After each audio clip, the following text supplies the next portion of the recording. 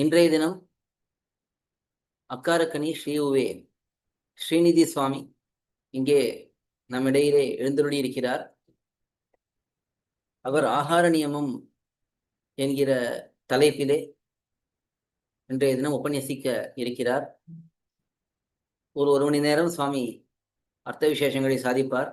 அதற்கு பிறகு கேள்வி பதில்களையும் கேட்டு அனுபவிக்கலாம். நாம் கேள்விகள் கேட்கலாம், சுவாமி அதற்கு பதிலளிப்பார். வபாபரிமலோல்லாச வாசிதாதர பல்லவம் முகம் வரதராஜஸ்ய முக்தஸ்மிதமுபாஸ்மஹே. ஆகாரத்ரய சம்பன்னாம் அரவிந்த நிவாசினீம் அசேஷ ஜெகதீஷித்ரீம் வந்தே வரதவல்லபாம். வாழி யதிராசன் வாழி யதிராசன் வாழி யதிராசனென வாழ்த்துவார். வாழியன வாழ்த்துவார் வாழியன வாழ்த்துவார் தாளிணையில் தாழ்த்துவார் விண்ணோர் தலை. அகிலாத்ம குணாவாசம் அஜ்ஞான திமிராபகம் ஆஸ்ரிதானாம் சுசரணம் வந்தே அனந்தாரிய தேசிகம். ஸ்ரீமதே ரம்யஜாமாத்ரு முனீந்திராய மகாத்மனே ஸ்ரீரங்கவாசினே பூயாத் நித்யஸ்ரீஹி நித்யமங்களம்.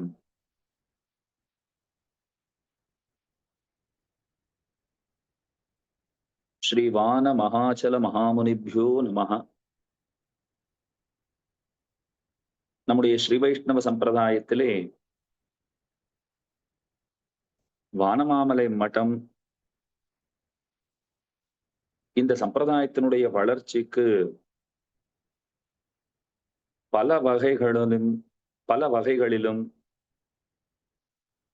பல நூற்றாண்டுகளாக துணை நிற்கிறது. நம்முடைய பிராச்சீனமான ஸ்ரீமடங்களுக்குள்ளே வானமாமலை மடம் தன்னிகரில்லா சிறப்புகள் பல பெற்றிருக்கிற மடம். வானமாமலை தெய்வநாயக பெருமானுக்கு, ஸ்ரீவரமங்கை தாயாருக்கு அனவரதமும் சிறப்பான தொண்டுகளை செய்து வருகிற மடம். அந்த மடத்திலே அந்த திவ்யாஸ்தானத்தை அலங்கரித்தருளானின்ன பெரியவர்கள் பற்பல கைங்கரியங்களை விசேஷமாக செய்து வந்திருக்கிறார்கள், செய்து வருகிறார்கள். அதிலே இணைய வழி மூலமாக சம்பிரதாய கருத்துக்களை நம்மவர்களிடத்திலே கொண்டு சேர்ப்பதுங்கிறது ஒரு சீரிய பணி. இந்த நிகழ்ச்சியிலே அடியேனும் பங்கு கொண்டு பேச வேண்டும் என்பது நம்முடைய பரமாப்தரான ஸ்ரீமான் ஸ்ரீ உவே சாரதி தோத்தாத்ரி சுவாமியினுடைய பெரு விருப்பம், அவருடைய நியமனம். அந்த நியமனத்தை சிரசா வகித்து சில வார்த்தைகள் ஆகார நியமங்கிற தலைப்பிலே பேச புகுகிறேன். இந்த தலைப்பிலே பேசுவதற்கு இவ்வடியவன் தகுதி பெற்றவனான்னு கேட்டால் நிச்சயமாக இல்லைங்கிறது தான் பதில். ஆனால் ஆகார நியமம் என்றொன்று உண்டு.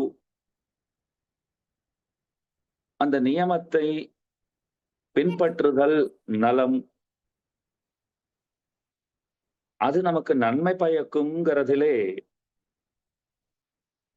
திடமான உறுதிப்பாடு கொண்டவன் அடியேன், அதில் சந்தேகமில்லை. ஆனா அதனை அனுட்டிக்கிற விஷயத்திலே அத்தனை திடமான உறுதிப்பாட்டோடே அது தன்னை அனுட்டிக்கிறேனான்னு கேட்டால் பொய்யில்லாத மணவாள மாமுனிகள் சம்பந்தம் பெற்றவர்களான இந்த அடியவர் திரளிலே பொய் பேச அடியனுக்கு விருப்பம் இல்லை. அப்படின்னா இந்த தலைப்பை பற்றி எதற்காக நீர் பேச வந்தீர் என ஒரு நியாயமான கேள்வி எழலாம். அடியன் திரும்பவும் சொல்கிறேன், ஆகார நியமத்தை கடைபிடிப்பது கடினம் என்பது ஏதோ இவ்வடியவனுக்கு மட்டும் கடினமான ஒன்று அன்று. அது பெரும்பான்மை மக்களுக்கு கடினமானதுதான். ஆனா பெரும்பான்மை மக்கள் என்ன சொல்வார்கள்னால், இப்ப என்ன அதெல்லாம் கடைபிடிச்சுத்தான் ஆகணுமா, அதெல்லாம் ஒன்றும் அவசியம் அன்று அப்படின்னு பேசுகிறவர்களாகத்தான் பெரும்பான்மை மக்கள் இருப்பார்கள். இந்த விஷயத்திலே நாம் அனைவரும் சிறுபான்மையினர். நாம் என்ன சொல்லுகிறோம்? நம்மளால கடைபிடிக்க முடியலைங்கிறத ஒப்புக்கொள்கிறோம். ஆனா கடைபிடிச்சுதான் ஆகணுமான்னு கேட்டால் ஆமாம்னு பதில் சொல்கிறவர்கள். கடைபிடித்துத்தான் ஆக வேண்டும் என்பதிலே மாற்று கருத்து இல்லை. அது நிர்விவாதம். அப்ப ஏன் கடைபிடிக்கிறது இல்லை அப்படின்னு கேட்டால், அது நம்முடைய ஊழ்வினை சரி செய்து கொள்ள வேண்டும், முயற்சி செய்து வருகிறோம், அல்லது முயற்சிகள் செய்வோம். ஒரு காலத்திலே நிச்சயமாக ஆகார நியமத்தை கை கொண்டு சாஸ்திரங்களிலே சொல்லியபடி வாழ்வதற்கு வழி உண்டாம் என்று நம்புகிற திரள், அந்த திரளிலே ஒருவனாக அடியேனை நீங்கள் எண்ணிக்கொண்டு இந்த உபன்யாசத்தை செவிமடுக்க பிரார்த்திக்கிறேன். பகவான் சுத்த சத்வமயன் என்று கொண்டாடப்படுகிறான். உபனிஷத்து அவனை பத்தி சொல்லும் போது மகான் பிரபுர்வை புருஷா சத்வத்யைஷ பிரவர்த்தகா சத்வஸ்யைஷ பிரவர்த்தகான்னு சொல்லுகிறது. அவனை சுத்த சத்வமயனாக ஓதுகிறது. சத்வம் சத்வம்னா என்ன? அத சப்தம் இருக்கிறதே, அதற்கு எவ்வளவத்தை நாம் பொருள்களாக கொள்ளலாம்னால் பவித்திரத்தையை சொல்லலாம், தூய்மையை சொல்லலாம், அமைதியை சொல்லலாம், நல்லறிவை சொல்லலாம், சமதான்னு சொல்றோம் இல்லையோ, ஒரு சமமான பார்வை, அந்த சமத்தையை சொல்லலாம். இவைகளையெல்லாம் குறிப்பிடுவதற்கு இந்த சத்வங்கிற சொல் ஆங்காங்கே கையாளப்படுகிறது. நம்முடைய ஆழ்வாராச்சாரியர்களும் சத்வகுணைக்க நிஷ்டர்களாகவே முக்குணத்து இரண்டவை அகத்தியவர்களாகவே அறியப்படுகிறார்கள், கொண்டாடப்படுகிறார்கள். அதனாலேயே அவர்கள் நல்ல கீர்த்தியை புகழையும் சம்பாதித்திருக்கிறார்கள். காஞ்சி மகாவித்வான் பிரதிமாதி பயங்கரம் சுவாமி அவர் மாமுனிகளை பத்தி பாடும்போது நித்தியம் சுத்த யசோமயம் என்று கொண்டாடுகிறார். சுத்தமான கீர்த்தி, இந்த புகழ் இருக்கிறதே, அது மாமுனிகள் வசம் இருந்ததுன்னு கொண்டாடுறார்.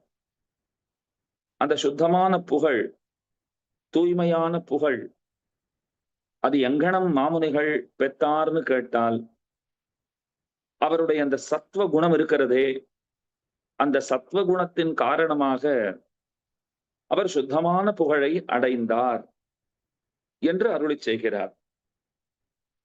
சத்வகுணம் ஒருவனிடத்துல இருக்கிறதுனால் அதனாலே அவனுக்கு சந்தத்துவம் அப்படிங்கிறது சித்திக்கிறது. அது என்ன சந்தத்துவம் அப்படின்னால், நல்லவராகுன்ன அந்த நிலைமை, அந்த அவஸ்தை இருக்கு பாருங்க. சாதாரணமா அவஸ்தைன்னா நாம வேற மாதிரி புரிஞ்சுக்கிறோம், பெரிய கஷ்டம்னு நினைச்சுக்கிறோம். அவஸ்தான்னு சொன்னா ஒரு நிலைமை, நிலைங்கிறது அர்த்தம்.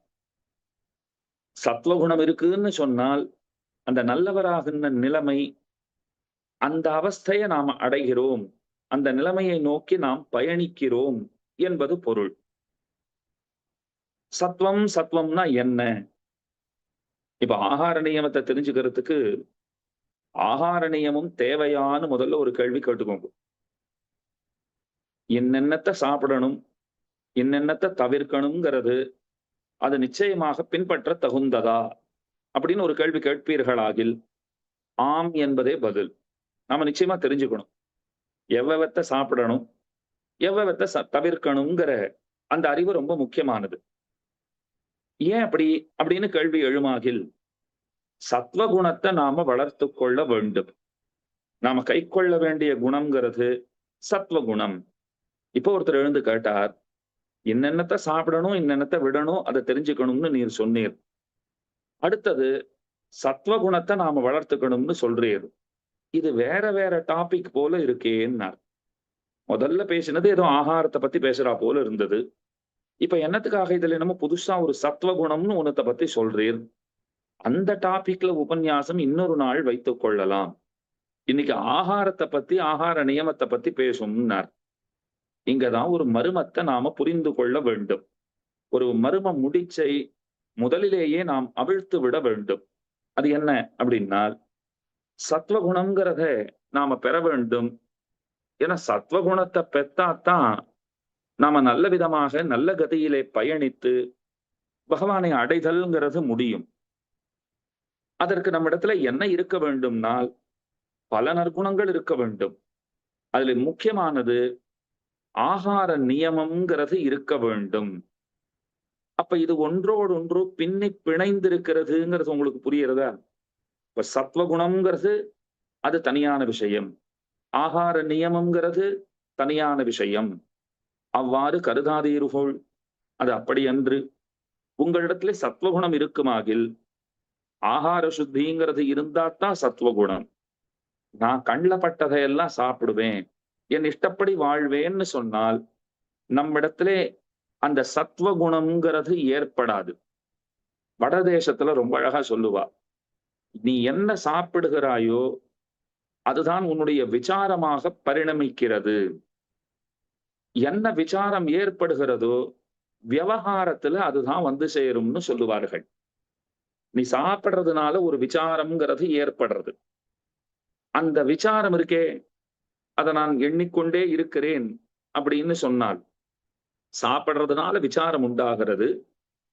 அந்த விசாரத்தினால என்னுடைய விவகாரம் வெளியில எப்படி இருக்கு அப்படின்னால், சாப்பாட்டுக்கு தகுந்த விசாரம், விசாரத்துக்கு தகுந்த விவகாரம்.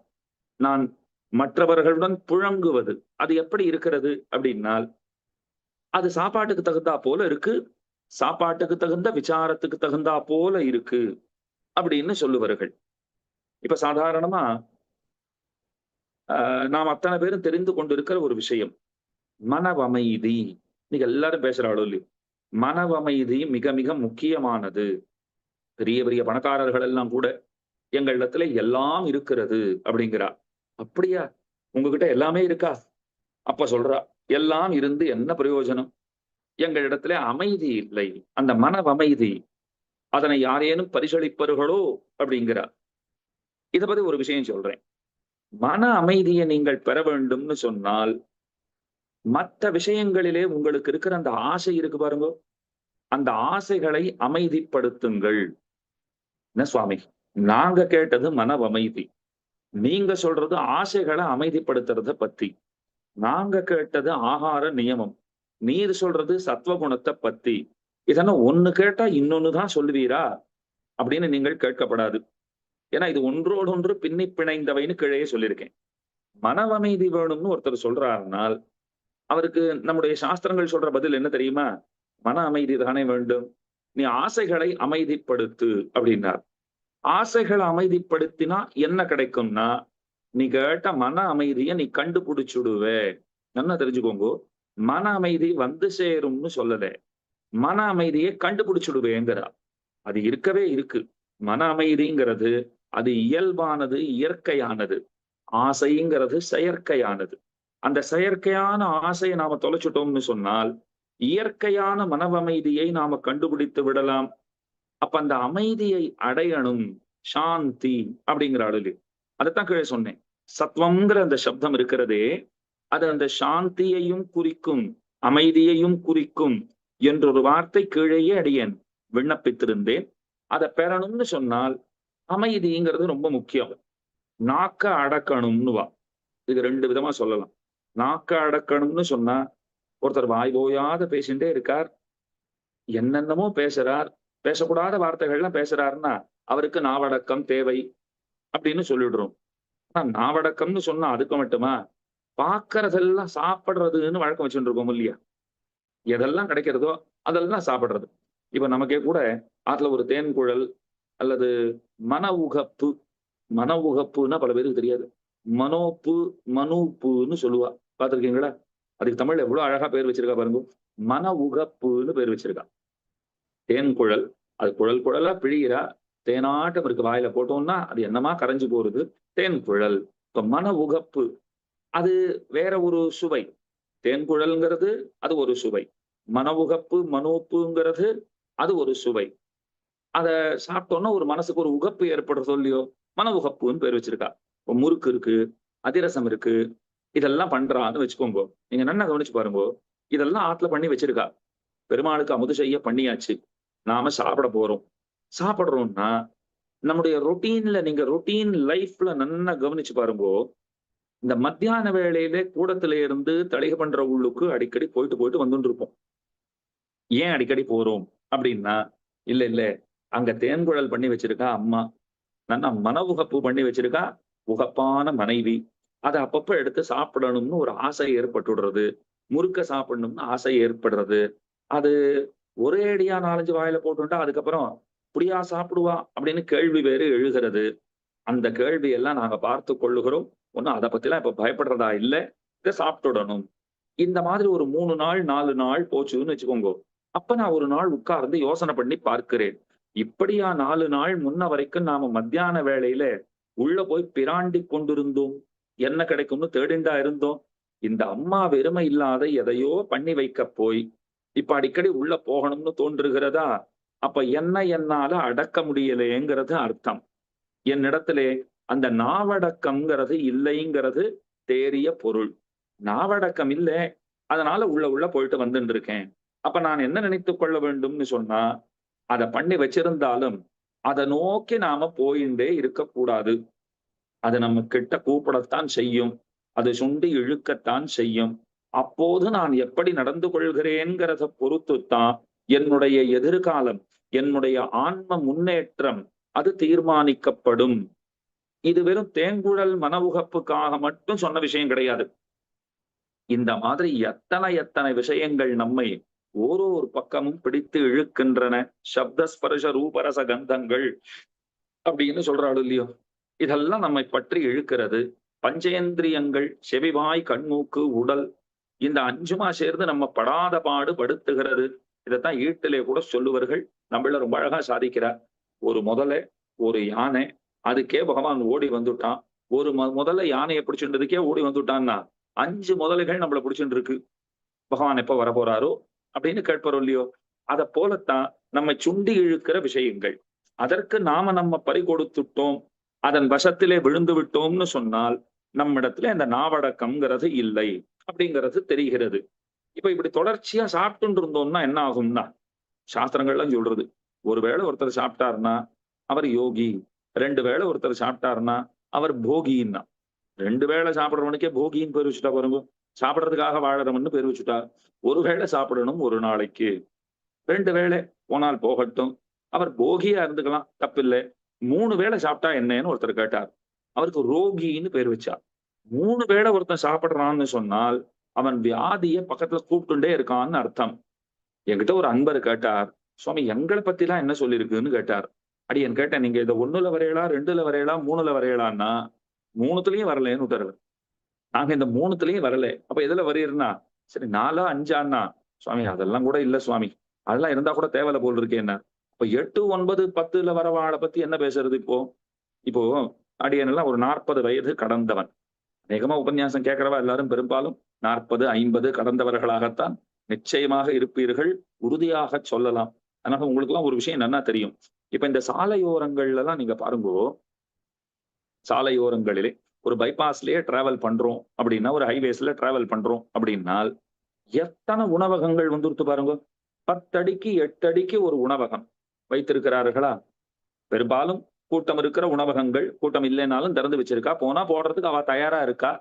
சில உணவகங்கள் ரொம்ப பிரசித்தி பெற்ற உணவகங்கள்னு சொன்னா கேட்கவே வேண்டாம், அதிகப்படியான கூட்டம் நிற்கும். நீங்க நன்னா கவனிச்சு பாருங்க. திரும்பவும் சொல்றேன், 40 வயது கடந்தவர்களுக்கு இது நன்னாவே தெரியும். 40 வயது கடந்திருக்கிற நாம் ஒரு 20, 25 வருடங்கள் பின்னோக்கி செல்வோம். நம்முடைய ஒரு 15, 20 வயசுக்கு நம்ம போயிடுவோம். அப்பெல்லாம் இந்த ராத்திரி 9 மணிக்கு மேல 10 மணிக்கு மேல எல்லாம் வெளியில எதுவுமே சாப்பிட கிடைக்காது. சுமாரா 2000ஆவது ஆண்டு வரைக்கும் இருக்கிற ஒரு நிலைமையை அடியேன் சொல்றேன். ராத்திரி 9, 10 மணிக்கு மேல எல்லாம் எந்த ஹோட்டலும் பெருசா திறந்திருக்காது. நீங்க வெளியில சாப்பிடுறவாளா இருந்தாலும் அதற்குள்ள போய் சாப்பிட்டுட்டு வந்தா தான் உண்டு. இல்லைன்னா ராத்திரி பட்டினி கிடக்க வேண்டியதுதான். அடுத்த நாள் கார்த்தால போனா தான் உங்களுக்கு ஏதாவது கிடைக்கும். இப்படித்தானே நிலைமை இருந்தது. ஏன்னா அப்ப இருந்தவாள்லாம் என்ன யோசனை பண்ணிட்டு இருந்தா, சாப்பாடுன்னு சொன்னாலும் பசின்னு இருந்தாலும் அதற்கென்றும் ஒரு நேரம் இருக்கிறது. இப்ப நேரத்துக்கு சாப்பாடுன்றாரு, அது ரொம்ப முக்கியம்.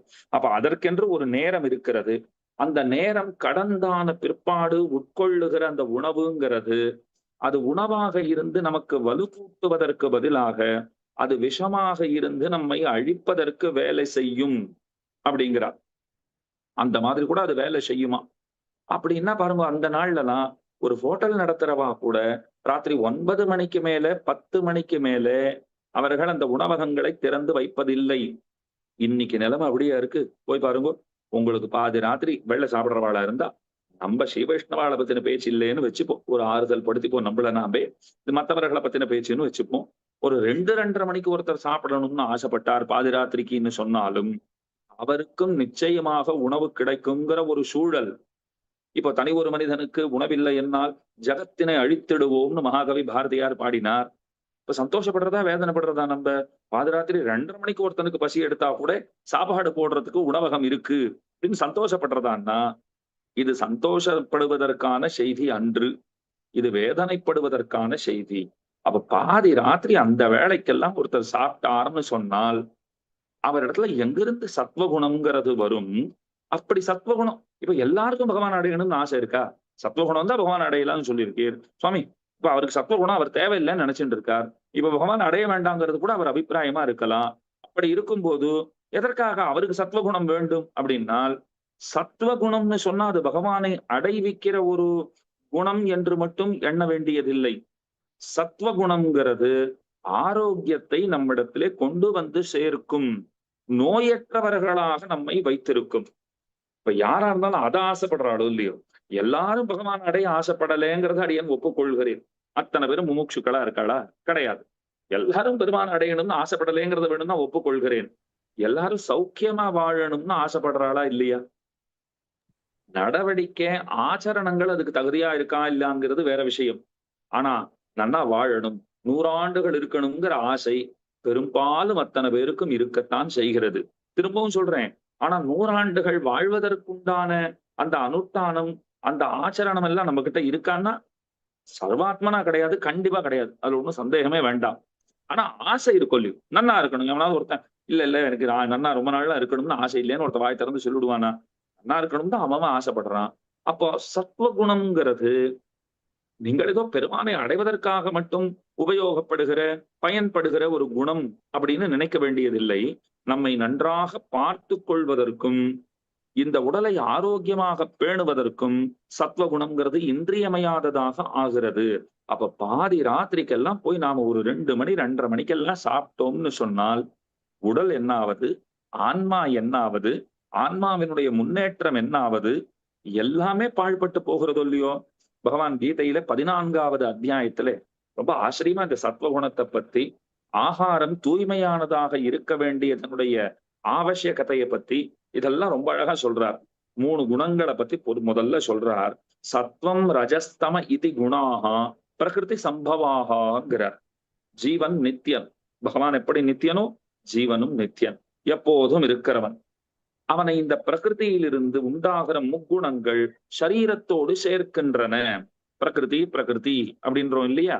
அந்த பிரகிருதியிலே இருந்து உண்டாகிற 3 குணங்கள், சத்வகுணம், ரஜோகுணம், தமோகுணம்.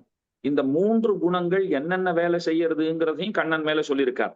இந்த 3 குணங்கள் என்ன செய்கிறது அப்படின்னால், ஜீவனை இந்த சரீரத்தோட சேர்க்கின்றன.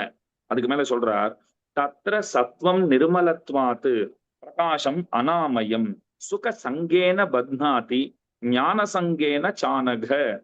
குற்றமற்றவனே, அர்ஜுனனை பார்த்துட்டு சொல்றார், குற்றமற்றவனே, சத்வகுணம்ங்கிறது எப்படி இருக்கும் தெரியுமா? தோஷமற்றதாக இருக்கும், ஒளி பொருந்தியதாக இருக்கும். நோயற்ற வாழ்வுக்கு இந்த குணம்தான் மூலமாகும்னுட்டார். நோயில்லா பெருவாழ்வு வாழணும்னு ஒருத்தன் ஆசைப்பட்டான்னு சொன்னால் அவனிடத்துல சத்வகுணம்ங்கிறது அது இன்றியமையாத குணம். நான் உங்களுக்கு ஏன்னு சொல்றேன், கீழே சொன்னேன். சத்வகுணம் இருந்துடுத்துன்னா நம்முடைய மனசு அமைதியா இருக்கும்னு. மனசு அமைதியா இருந்தா ஏதாவது வியாதி வருவதற்கு வாய்ப்பு உண்டா? இன்னைக்கு எந்த வியாதியா இருந்தாலும் அந்த வியாதி ஏதோ நமக்கு வந்துடுத்துன்னு நாம சொல்றது எவ்வளவு பெரிய தப்பு தெரியுமா? அது எதை மாதிரின்னா, ஒருத்தர் போனார், ரயில்ல அடிபட்டுண்டார், ரயில் மோதி விபத்து, நல்லவேளை பிழைச்சுட்டார். அவர் கேட்டா என்ன ஆச்சுன்னு கேட்டா அவர் என்ன தெரியுமா சொன்னார்? ரயில் வந்து மோதி விட்டது அப்படின்னார். ரயில் வந்து மோதித்தா அவர்கிட்ட? ரயில் அது போற தண்டவாளத்திலே தன்னுடைய பயணத்தை அது தொடர்ச்சியாக செய்து கொண்டிருக்கிறது. அப்ப யார் போய் அங்க போய் மோதினா? போறவர் சரியா பார்க்காமல் போய் அவர் போய் ட்ரெயின்ல மோதிண்டார், அடிபட்டுண்டார். ஆனா சொல்றச்சு என்ன சொல்றார்? ரயில் வந்து மோதிடுத்து, கல் வந்து கால்ல பட்டுது, கால்ல இருந்து ரத்தம் சொட்ட சொட்ட ஒருத்தர் வந்தார். என்ன ஆச்சுன்னா, கல்லு வந்து பட்டு கொடுத்து சுவாமி அப்படி சொல்லணும். கல்லு பட்டு கொடுத்து சுவாமின்றார். கல்லு பட்டுடுத்துன்னா ஏதோ கல் இவரை தேடி வந்து பட்டா போலன்னா அர்த்தமாறுது. கல்லெல்லாம் தேடி வரல. இவர் கல்லை தேடி போனார், பாராமல் போனார், அழையா விருந்தாளியா போனார், போய் இடிச்சுண்டார், முட்டிண்டார், நகம் பெயர்ந்தது, ரத்தம் வந்தது. ஆனா சொல்றச்சு கல்லு பட்டு விட்டது அப்படிங்கிறார். அதை போலத்தான் வியாதி வந்துடுத்துன்னு சொல்றது. இப்ப ரயில் வந்து மோதி எடுத்து கல்லு பட்டு எடுத்து அதை போலத்தான்.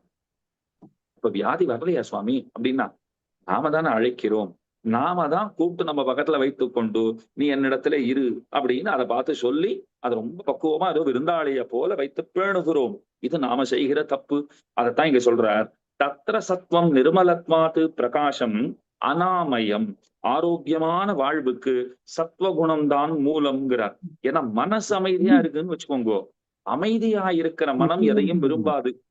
நீங்க எதையும் ஆசைப்படலேன்னு சொன்னால் அது மேல மேல சங்கிலியாகட்டும் ஒரு குணம் இன்னொரு தீய குணத்தை இட்டுண்டு வருமோ இல்லையோ, அழைத்து கொண்டு வருமோ இல்லையோ, இட்டு கொண்டு வருமோ இல்லையோ.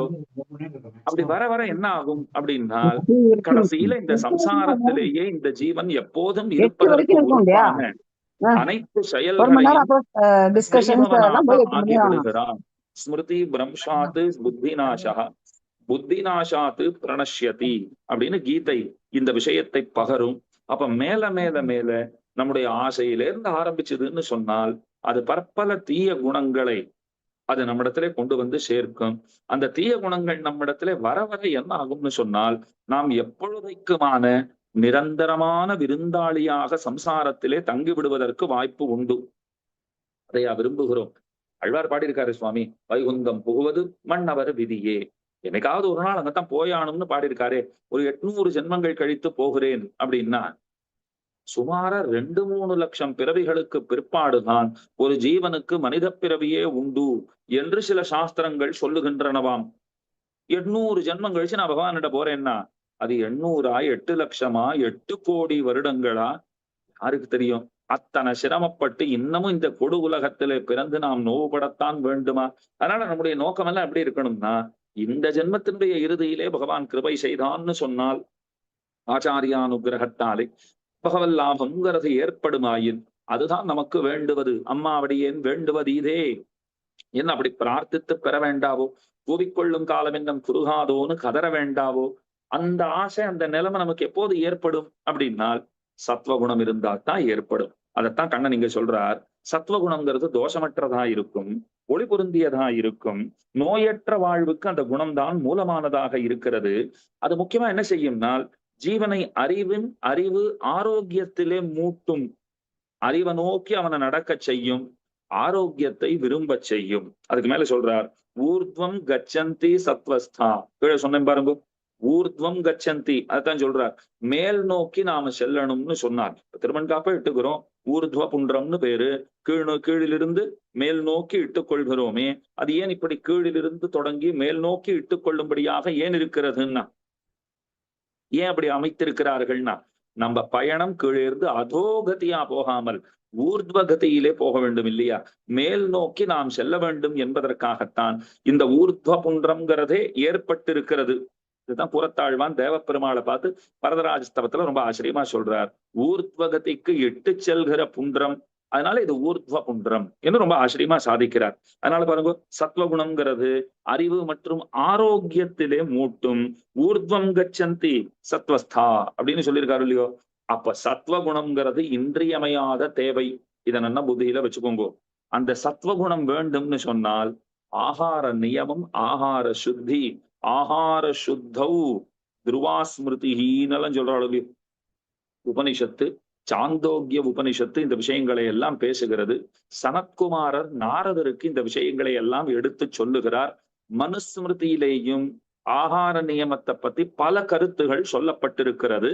ஆனா அதை ஒரு தகுந்த ஆச்சாரியனிடத்துல கேட்டா தான் ஒரு தெளிவு நமக்கு பிறக்கும். எதையுமே ஒரு தகுந்த ஆச்சாரியனிடத்துல கேட்டாலோ அல்லது சிறந்தவர்களாலே சிறந்த முறையிலே எழுதப்பட்டிருக்கிற நல்ல புத்தகங்கள், படியன் இப்படி நல்ல புத்தகங்கள்னு சொல்லிட்டதுனாலே ஆச்சாரியனிடத்துல கேட்க வேண்டாம்னு சொல்லலே. ஆச்சாரியனிடத்துல இந்த ஆகார விஷயமான சந்தேகங்களை எல்லாம் கேட்டு நாம் தெளிவு பிறப்பித்து கொள்ள வேண்டும். மனுஸ்மிருதி இருக்கு படிச்சுக்கிறேன்னு சொல்லிட்டா அது இன்னமும் பல குழப்பங்களுக்கு வழிவகுக்கும். அதை இப்பவே சொல்லிட்டேன். ஏன்னா மனுஸ்மிருதி எங்க கிட்டையும் இருக்கு, நாங்க பிரிச்சு பார்த்துக்கிறோம்னால் அதுல இதை சாப்பிடக்கூடாது, அதை சாப்பிடக்கூடாது, இதை சாப்பிடலாம்னு சில விஷயங்கள் சொல்லி இருக்கும். அதை நாம சாப்பிடலாமான்னு இன்னைக்கு நாம பார்த்தோம்னால் இதெல்லாம் நாம தொடர்றதே கிடையாது, சாப்பிடுறதே கிடையாது. அதெல்லாம் சாப்பிடலாங்கிற போல மனு பகவான் சொல்லியிருக்காருன்னால் மனு பகவான் சொன்ன மற்றதெல்லாம் நம்ம உடனே ஃபாலோ பண்ணிடுறோமா? ஆனா இதை மட்டும் உடனே இன்னைக்கே ஆரம்பிச்சு விடுறேன்னு நம்ம செஞ்சிடக்கூடாது. உங்களுக்கு புரியுதா போலவே சொல்றேன். சில விஷயங்கள் நாம சாப்பிடக்கூடாதுன்னு வைத்திருக்கிற விஷயங்கள், அதை சாப்பிடலாம்ங்கிற போல மனு பகவான் சில இடங்கள்ல சொல்லியிருப்பார். அவரே சொல்லியிருக்கார், மனு சொன்னது மருந்தாகும் அப்படின்னு சொல்றோம். மனு பகவானை போல ஒரு மருத்துவர் தான் உண்டா? அவர் கொடுக்கிற மருந்த போல ஒரு உன்னதமான மருந்து தான் உண்டா? அதனால அவரே சாப்பிடலாம் சொல்லியிருக்காரே சுவாமின்னா, அங்க நாம செய்ய வேண்டியது மேலையார் செய்வனர்கள், நம்ம அதை பார்க்கணும். நம்ம பெரியவர்கள் செய்திருக்கிறார்களா, அவர்கள் சாப்பிட்டு இருக்கிறார்களா அப்படின்னு பார்க்க வேண்டும். வடதேசத்துல உஜ்ஜைன்கிற க்ஷேத்திரம் இருக்கு. இந்த உஜ்ஜைன்கிற க்ஷேத்திரத்துல ஒரு ராமானுஜ கூட்டம் உண்டு. அந்த ராமானுஜ கூட்டத்துல சென்ற வருடம் ஏதோ ஒரு நிகழ்ச்சி நடைபெற்றது. அந்த நிகழ்ச்சிக்கு அடியேன் அழைக்கப்பட்டிருந்தேன், சென்றிருந்தேன். பூஜ்யரான பிரதிவாதி பயங்கரம் ஜெகத்குரு காதி சுவாமி அவரும் அழைக்கப்பட்டிருந்தார். அவரும் எழுந்தருளி இருந்தார். அடியவங்கள் அங்கே தங்கி இருந்தோம். உஜ்ஜைன் க்ஷேத்திரம்ங்கிறது அது மோட்சபுரிகளுக்குள்ளே ஒன்று, மறுப்பார் இல்லை. ஆனா அந்த க்ஷேத்திரம் ஒரு சைவ க்ஷேத்திரம். ராமானுஜ கூட்டம் இருக்கிறது, அங்கே ஒரு நிகழ்ச்சி, அதற்காக அழைக்கப்பட்டிருந்தோம், அதனாலே அங்கு சென்று இருந்தோம், அது வேற விஷயம். ஆனா க்ஷேத்திரம் சைவ க்ஷேத்திரம். அங்க நிறைய சைவ வைஷ்ணவ உத்தராதி மகந்துக்கள் அவர்கள் எல்லாம் வந்திருந்தார்கள். அதிலே சில பேர் அவர்களுக்கு மறந்தும் புறந்தொழாமை இதை பத்தி எல்லாம் பெருசா தெரியலைன்னு வச்சுக்கோங்க. அவர்கள் அந்த தேவதாந்தரங்கள் சன்னதிக்கெல்லாம் போய் வந்தார்கள். நம்ம பார்த்தவர்கள் கேட்ட கேள்வி என்னன்னா, அடியனை பார்த்து கேட்டா, இவ்வளவு தூரம் வந்திருக்கீர், பக்கத்துலயே அத்தனை பெரிய கோயில் இருக்கு, அங்க போகலையா இன்னும் அப்படின்னு கேட்டார். அடியனை யோசனை பண்ணேன், இவருக்கு என்ன பதில் சொல்றது. அப்போ ஒரே ஒரு வார்த்தை சொன்னேன். அடியன் மேல தங்கியிருந்தேன், காதி சுவாமி கீழே எழுந்தருள் இருந்தார். அடியன் ஒரே வார்த்தை சொன்னேன், பெரியவர் எழுந்தருள் இருக்கிறார் காதி சுவாமி, 94 95 திருநக்ஷத்திரம் ஆகிறது அந்த மகானுக்கு. அந்த சுவாமி எப்ப போறாரோ அப்ப அவர் பின்னாடியே போலான்னு இருக்கேன். அவர் போனா அவர் பின்னாடி போறதுக்கு அடியன் சித்தமாக இருக்கிறேன். அடியன் ஒன்றும் புதுசா ஒன்றும் சொல்லல. நம்முடைய வியாக்கியானங்கள் எல்லாம் பாருங்க, ஐதிஹ்யங்கள் எல்லாம் காண கிடைக்குமே. ஒரு பெண் பிள்ளை ரொம்ப அழகா சொல்லிட்டா, நீங்கள் எல்லாம் உபனிஷத்துக்கள் எல்லாம் ஸ்ரீமன் நாராயணனைத்தான் பரதேவத்தைன்னு கொண்டாடுறதே, அதனால ஸ்ரீமன் நாராயணனை கொண்டாடி கொண்டிருக்கிறீர்களா அப்படின்னா, அவன் என்ன சொல்லிட்டா, அதெல்லாம் கிடையாது. நாளைக்கே எம்பெருமானார் அவர் இன்னொரு தேவதையை காண்பித்து இதுதான் பரதேவத்தைன்னு சொல்லிட்டாருன்னு சொன்னால் அந்த தேவதையை நாங்கள் தொழ ஆரம்பித்து விடுவோம் அப்படின்னு சொல்லிட்டா. அவ்வளவுதான் விஷயம். நம்முடைய ஆச்சாரியர்கள் என்ன செய்கிறார்களோ அதுவே நமக்கு பிரமாணம். அடியன் சொன்னேன், காதி சுவாமி எழுந்தருளினார்னா பின்னாடி போறதுக்கு அடியன் சித்தமா இருக்கேன். அடுத்த நாள் காதி சுவாமி பக்கத்திலேயே அடியன் வீத்திருந்தேன். இவர் வந்தார், என்னிடத்துல கேள்வி கேட்டவரே வந்தார். காதி சுவாமி இடத்துல விண்ணப்பித்தேன். இந்த சுவாமி சொன்னார் நேற்றுக்கு, அடியனை பார்த்து கேட்டார், இவ்வளவு தூரம் வந்திருக்கீர், பக்கத்திலேயே பெரிய தேவாலயம் இருக்கே, போகலையான்னு கேட்டார். சுவாமி கேட்டார், நீர் என்ன சொன்னீர், நீ என்ன சொன்னேன்னு கேட்டார் அடியனை. அடியன் சொன்னேன், தேவர் எழுந்தருளினால் அடியனும் வருகிறேன்னு. ஒரு அர்த்தம் பொதிந்த சிரிப்பு, அவ்வளவுதான் சிரிச்சார். அந்த மகந்த பார்த்துட்டு அடியன் சொன்னேன், உமக்கு சுவாமி பதில் சொல்லிட்டார். எல்லாரும் போராளிக்கிறதுக்காக நாம போறதானால் நம்முடைய பெரியவர்கள் என்ன செய்கிறார்களோ அது நமக்கு பிரமாணம். தர்மஜ்ஞ சமயஹா பிரமாணம் வேதாச்சன்னு சொல்றோம் இல்லையா? அதனால நம்முடைய பெரியவர்கள் எவ்வளவத்தை ஆகாரத்திலே சேர்த்து கொள்ளலாம் என்று அவர்கள் நியமம் வகுத்திருக்கிறார்களோ அவ்வவத்தைத்தான் நாம கொள்ள வேண்டும். மனு பகவான் சொல்லிட்டாருங்கிறதுக்காக நாம எடுத்துக்கொள்ளாத, நம்முடைய அகத்திலே இதுவரைக்கும் புழக்கத்திலே இல்லாத, பழக்கத்திற்கு வாராத எதொன்றையும் நாம் எடுத்துக்கொண்டு விட முடியாது. சில பேர் அடியேன் பார்த்திருக்கேன். அவ என்னெல்லாம் சாப்பிடுவா அப்படின்னா, சாப்பிடக்கூடாத பல காய்கறிகளை சாப்பிடுவா. ஆனா அதை ரொம்ப ஜாகிரதையா பகவானுக்கு அமுது செய்ய பண்ண மாட்டார்கள். இந்த விஷயத்துல இப்ப கொஞ்சம் அடியனுக்கே தெளிவு தேவைன்னு வச்சுக்கோங்க. யாருன்னா சில மகனீயர்கள் இந்த உபன்யாசத்தை கேட்டு இருக்க கூடும், பெரியவர்கள், விஷயம் அறிந்தவர்கள் சிலர் இந்த உபன்யாசத்தை தற்சமயம் செவிமடுத்துக் கொண்டிருக்க கூடும். அவர்களையும் சேர்த்து இந்த கேள்வி அடியன் கேட்கிறேன். அடியனுடைய அபிப்பிராயத்தையும் சொல்றேன். சில பேர் என்ன பண்றா, சில காய்கறிகளை இன்றைய காலகட்டத்திற்கு சாப்பிட வேண்டிய ஒரு நிர்பந்தம்னு வச்சுக்கோங்க.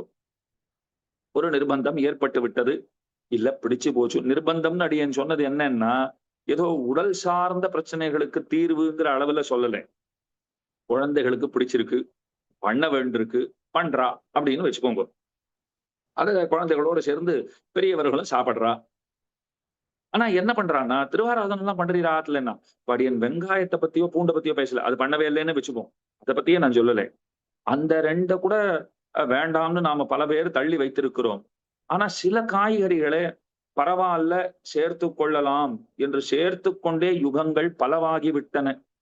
ஒரு தக்காளி எடுத்துக்கோங்க. இப்ப இப்படி சொன்னா பல பேருக்கு ஆச்சரியம். அப்படியா, தக்காளி சேர்த்துக்கூடாதா? எங்களுக்கு அதுவே தெரியாதுன்னு. தக்காளி எடுத்துக்கொள்ள கூடாதுன்னு இப்ப நான் அடியேன் சொன்னேன்னா, அப்ப சாதத்தையே விட்டுடலாமான்னு கேட்பா. பல பேருடைய கேள்வி அப்படித்தான் இருக்கும். ஆனா தக்காளியை விட்டுட்டவா அல்லது சாப்பிட்டு பழக்கம் இல்லாதவா அவ என்ன கேட்கிறான்னா, இப்ப நாங்க என்ன சாப்பிடாமலா இருக்கோம், இல்ல அந்த என்ன சுவை இல்லாமலா இருக்கிறதுன்னா நம்ம உள் மனசு என்ன தெரியுமா சொல்லும், தக்காளி சேர்த்து சாப்பிட்டு பாரும், அதுக்கப்புறம் விடவே மாட்டீர் அப்படின்னு அவரை பார்த்து கேள்வி கேட்கத்தான் தோன்றும். அப்ப என்ன சொல்ல வருகிறேன் அடியன் அப்படின்னா, இப்ப தக்காளி பெரும்பாலும் புழக்கத்திலே வந்து விட்டது. தக்காளி போட்டு சாத்தம் பண்ணிட்டு நம்ம பகவானுக்கு அதை அமுது செய்ய பண்ணாமல் இல்லை, அவனுக்கு அதை அமுது செய்ய பண்ணவும் செய்கிறோம். அத போல நிறைய கறி அமுதுகள், அதெல்லாம் கறி அமுதுன்னு சொல்லலாமா முதல், அது ஒரு கேள்வி இருக்கிறது. நிறைய காய்கறிகள் அப்படி வச்சுக்கோங்க. அந்த காய்கறிகள் எல்லாம் புழக்கத்திலே வந்து விட்டன. பல வீடுகளிலே பீட்ரூட் செய்யப்படுகிறது, கேரட் செய்யப்படுகிறது. ஒரு உருளைக்கிழங்கு அது இல்லாத இடமே இல்லை அப்படின்னு சொல்லலாம். உருளைக்கிழங்கு செய்யப்படுகிறது, இதெல்லாம் செய்யப்படுறது. இப்ப இதெல்லாம் செய்கிறோம். வீட்டுல திருவாராதனம் எல்லாம் நடக்கிறது, நன்னா நடக்கிறது, அதெல்லாம் ஒண்ணும் குறவில்லை. அப்ப நீங்க என்னதான் சாப்பிடுறது இல்லைன்னா, சுவாமி நாங்க இந்த வெங்காயம் வெள்ளை பூண்டெல்லாம் சாப்பிடுறது இல்லை அப்படின்னாரு ஒருத்தர். பெங்களூரு கத்திரிக்காய் சாப்பிடுறார். அது இப்ப இப்ப உங்களுக்கே ஆச்சரியமா இருக்கலாம். சில பேர் கேட்கலாம், அப்படியே அது சாப்பிடக்கூடாதானே அப்படின்னா, பெங்களூரு கத்திரிக்காய் சாப்பிடக்கூடாதுதான், இல்லைன்னு சொல்லல. தக்காளி சாப்பிடக்கூடாதுதான், யாரும் மறுக்க போறது இல்லை, சாஸ்திரம் மறுக்க போறது இல்லை. இப்ப இப்படி எல்லாம் இருக்கு. இப்போ சில பேர் என்ன பண்றாங்கன்னா, திருவாராதனம் எல்லாம் பண்றா. அப்ப ரொம்ப கவனமா உருளைக்கிழங்க பகவானுக்கு அமுது செய்ய பண்ண மாட்டார்கள், காரட்ட பெருமானுக்கு அமுது செய்ய பண்ண மாட்டார்கள். அதே போல வேற என்ன கரமது பண்றாளோன்னு வச்சுக்கோங்க, அதெல்லாம் இந்த பீட்ரூட் பண்ணா அதை பெருமானுக்கு அமுது செய்ய பண்ண மாட்டார்கள். இது வேடிக்கை என்னன்னா, இதுல எதுவுமே பெருமானுக்கு ஆகாதுன்னு எதுவுமே கிடையாது. பகவானுக்கு ஆகாதுன்னு எங்கேயாவது ஏதாவது சொல்லப்பட்டிருக்கிறதா? பகவானுக்கு ஆகாது என்று எதுவும் சொல்லப்படவில்லை. அவர் எல்லாவற்றிலும் நீக்கவர நிறைந்திருக்கிறார். தக்காளியிலும் அவர் இருக்கார். உடனே இப்படி எல்லாம் சொல்லிட்டேங்கிறதுக்காக தக்காளியில அவரே இருக்காரு, அவர் இருக்காருங்கிறதுக்காகத்தான் ஆசையோட சாப்பிட்டு இருக்கேன்லாம் நம்ம சமாதானம்னு சாக்கு போக்கெல்லாம் சொல்லக்கூடாது. கூடாதுங்கிறத தெரிஞ்சுப்போம். திரும்பவும் அடியேன் சொல்றேன், நம்ம ஃபாலோ பண்ணணும், பண்றோமோ இல்லையோ தெரிஞ்சுக்கணும். தெரிஞ்சுட்டா ஒரு நாள் ஃபாலோ பண்றதுக்கு வாய்ப்பு உண்டு. அந்த அளவுக்கு ஒரு நம்பிக்கை வைத்துக் கொள்ளுங்கள். அந்த நாள் வரும், அந்த நாளும் வந்துடாதோ, நிச்சயம் வரும், நாம நம்புவோம். அது ஒரு புறம் இருக்கட்டும். இப்ப பெருமாள் எல்லாத்துலயும் இருக்கார். அவர் தனக்கு ஆகாதுன்னு எதையுமே சொல்லல. இதெல்லாம் எனக்கு ஆகாதுன்னு எங்கேயாவது எந்த சாஸ்திரத்திலயாவது அவர் சொல்லியிருக்காரா? உனக்கு ஆகாதுன்னு நம்மளை பார்த்து சொல்லியிருக்கார். நாம எவ்வளவு கெட்டிக்காரா பாருங்க. நமக்கு ஆகாதுன்னு நம்மளை பார்த்து அவர் சொன்னதை உனக்கு ஆகாதுன்னு அவருக்கு நாம கை காட்டாத இருந்துட்டு நாம சாப்பிடுறோமே என்னால் பகவான் கெட்டிக்காரர், இன்னும் சாமானியர் அல்லர். அதனாலதான் கீதையில அவர் ரொம்ப அழகா ஒரு வார்த்தை சொல்லிட்டார். 3ஆம் அத்தியாயம்னு நினைக்கிறேன். அதுல என்ன சொல்றார் அவர்? ரொம்ப ஆச்சரியமான வார்த்தை. பெருமானுக்கு பூசிக்கப்படாமல், அவனுக்கு நைவேத்தியம் செய்யப்படாமல், அவனுக்கு அமுது செய்ய பண்ணப்படாமல் ஏதேனும் ஒன்றை நாம் புசிக்கிறோம்னு சொன்னால் நாம் எதை புசிக்கிறோம்? பாபத்தையே புசிக்கிறோம். அப்படின்னு சொல்லி வச்சிருக்கார். அப்ப சாப்பிடணும்னு சொன்னால் சாப்பிடுறது பகவானுக்கு அமுது செய்ய பண்ணப்பட்டதாக இருக்க வேண்டும். இப்ப பதில் அடியனே சொல்லிடுறேன். அதாவது பெரியவர்கள்லாம் கேட்டுன்னு இருப்பா, அவர்களையும் சேர்த்து கேட்கிறேன்னு சொன்னேனே. அவர்கள் இசைகிற, அவர்கள் தந்திருக்கிற, சம்மதித்திருக்கிற ஒரு பதிலையே உங்களுக்கு சொல்லுகிறேன். இப்ப நாம புரிஞ்சுக்க வேண்டியது என்ன அப்படின்னா, சாஸ்திரம் சொன்னதைத்தான் நாம சாப்பிடணும். இது முதல்ல கிளியரா இருங்கோ. சாஸ்திரம் சொன்னதைத்தான் நாம சமைக்கவே வேண்டும், தளிக பண்ணவே வேண்டும். அதைத்தான் பகவானுக்கு நாம அமுது செய்ய பண்ண வேண்டும். அதைத்தான் நாம சாப்பிட வேண்டும். நாம சிலவத்தை பண்ணிட்டு நமக்கு பிடிச்சிருக்கேன்னு பண்ணி வச்சுட்டு அத பகவானுக்கு அமுது செய்ய பண்ணாமல் அதை சாப்பிடுறதுங்கிறது அது சரியன்று, முறையன்று. அது ரொம்ப தவறான செய்கை. ஆனா இதுதான் இப்ப அடியேன் சொல்ல போற விஷயம்தான். இது சரியானதான்னு பராமரிசிக்கணும். இதை எல்லாரும் பெரியவர்கள் எல்லாம் இதை கொஞ்சம் என்னன்னு சொல்ல வேண்டியது என்ன அப்படின்னா, இப்போ சில காய்கறிகளை நாம எடுத்துக்கொள்ளுகிறோம் அப்படின்னு வச்சு, சில காய்கறிகளை எடுத்துக்கொள்ளுகிறோம்னால் அதை தளிக பண்ணியாச்சு, அதை பகவானுக்கு அமுது செய்ய பண்ணிட்டு நாம் எடுத்துக்கொள்ளலாமா? ஏன்னா நீர் தான் சொன்னீர பகவானுக்கு ஆகாது எதுவுமே இல்லை என்னால். இப்ப இதத்தான் எப்படி நாம சமாளிப்பது, இதற்கு என்ன தகுதியான பதில் சொல்வதுங்கிறதுதான் ஆராய்ச்சி தேவை. ஆனா பெரியவர்களை கேட்டா என்ன தெரியுமா சொல்லிடுவா? சாப்பிடக்கூடாதுன்னா கூடாதுதான், பண்ணக்கூடாதுன்னா பண்ணக்கூடாதுதான். எப்ப பண்ணக்கூடாதோ அப்ப பண்ண போறது இல்லை.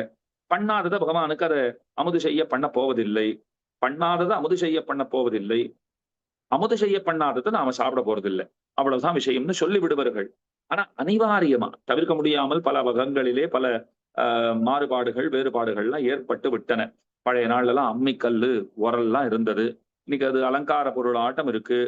அம்மி இருக்கும், கல்லு இருக்காது. உரல் இருக்கும், அதுல ஆட்டுகள் இருக்காது. இப்படித்தான் அந்த நிலைமை இருக்கு. ஆட்டுகள் இருந்தா அப்ப அதை பார்த்துட்டு ஆட்டுகள் மட்டும் இருக்கே, உரலை காணுமேன்னா அது ஒரு காலத்துல இங்க இருந்ததுன்னு சொல்றா. அது எங்க போச்சோ தெரியல, இது மட்டும் இருக்கு இப்படி சொல்ற வீடுகள் எத்தனை தெரியுமா? அப்ப அதெல்லாம் இருந்தது. இன்னைக்கு என்னன்னா மிக்சர் எல்லாம் வச்சுட்டு இருக்கோம், கிரைண்டர் எல்லாம் வச்சுட்டு இருக்கோம், வாஷிங் மிஷின் வந்துடுத்து, ஃப்ரிட்ஜ் வந்துடுத்து, எல்லாம் வந்துடுத்து. இது அத்தனையும் வைத்துக் கொண்டிருக்கிறோம் இல்லையா? அதான் ஒருத்தர் சொன்னார், ஆகார நியம்னு சொன்னா முதல்ல என்ன என்ன செய்யணும் அதுக்கு அப்படின்னா, ஃப்ரிட்ஜை எல்லாம் தூக்கி வெளியில போடணும்னார். அது எத்தனை முக்கியமான ஒரு பாயிண்ட் தெரியுமா? ஃப்ரிட்ஜ் மொத்தத்தையும் தூக்கி அவரவர்கள் வீட்டிலே இருக்கிற அந்த ஃப்ரிட்ஜை தூக்கி அவர்கள் வெளியிலே தூக்கி போட வேண்டும் அப்படின்னு ஒருத்தர் சொல்லியிருக்கார். போட்டுடலாமா சொல்லுங்க? எல்லாரும் எடுத்து வாசல்ல தூக்கி வச்சுடலாம் அப்படின்னா, ஃப்ரிட்ஜ் இல்லைன்னா என்ன சுவாமி ஆகும்? போன வாரம் பண்ண குழம்புல இருந்து எல்லாம் அதுலதான் வச்சிருக்கோம், புளிக்காய்ச்சல் பண்ணி வச்சிருக்கோம், எல்லாம் அதுலதான் இருக்கு. அதெல்லாம் வெளியில தூக்கி வச்சுட்டா கெட்டு போயிடுமேன்னா தெரியறதோ இல்லையோ? இயற்கையான முறையிலே அவைகள் வெளியிலே வைக்கப்பட்டால் அவைகள் கெட்டு போகும்னு தெரிய வருகிறதோ இல்லையோ? அப்ப செயற்கை முறையில அவைகளை பாதுகாத்து வைப்பது, செயற்கை முறையிலே பாதுகாத்து வைத்து அவைகளை உபயோகப்படுத்துவதுங்கிறது அது அடியோடு கூடாதுங்கிறது நமக்கும் தெரிந்திருக்கிற ஒன்றாகத்தானே இருக்கிறது. அதனாலதான் சொன்ன, வியாதிகள் நம்மிடத்திலே தாங்களாக வருவதில்லை. அந்த வியாதிகளை சிவப்பு கம்பளம் விரித்து அழைப்பவர்கள் நாம் தான். எப்படி அழைக்கிறோம்னா, ஃப்ரிட்ஜ் எல்லாம் வாங்கி கூப்பிடும், காசு செலவு பண்ணி நல்ல ஃப்ரிட்ஜா வாங்கி அதுவும் டபுள் டோர் எல்லாம் வச்சு, எத்தனை பெருசு பெருசாலாம் வந்துடுத்து பார்த்துக்கோங்க. நாமளே ஏறி உட்கார்ந்து கொள்ளலாம் போல இருக்கிறது. அத்தனை பெரிய ஃப்ரிட்ஜ் எல்லாம் வந்துடுத்தேன்னா பெருமைப்பட்டுக்கிறோம். உள்ளுக்குள்ள ஒருத்தர் வந்து பார்த்தாருன்னா, இவ்வளவு பெரிய ஃப்ரிட்ஜ் எல்லாம் வச்சுருக்காரு அப்படின்னு அவர் மனசுக்குள்ள நினைச்சுட்டு இருப்பார். எனக்கு அந்த சந்தோஷம் போருங்கிற அளவுக்கு இந்த ஒரு வைபவங்கள் எல்லாம் நாம நம்மை தொலைத்திருக்கிறோமே. இது அத்தனையும் நமக்கு நாசஹேதுங்கிறதையே நாம புரிஞ்சுக்கலேங்கிறது தானே உண்மை. அதனால இப்ப அந்த கேள்விக்கே திரும்ப வரேன். சில பலவத்தை நாம சமைக்க தொடங்கி ஆகிவிட்டது, தளிக பண்றதுன்னு ஆரம்பிச்சுட்டோம். இப்ப அவத்தை என்ன செய்வது? அதை பெருமானுக்கு அமுது செய்ய பண்ணிவிட்டு நாம் சாப்பிடுகைங்கிறது சிறந்ததா?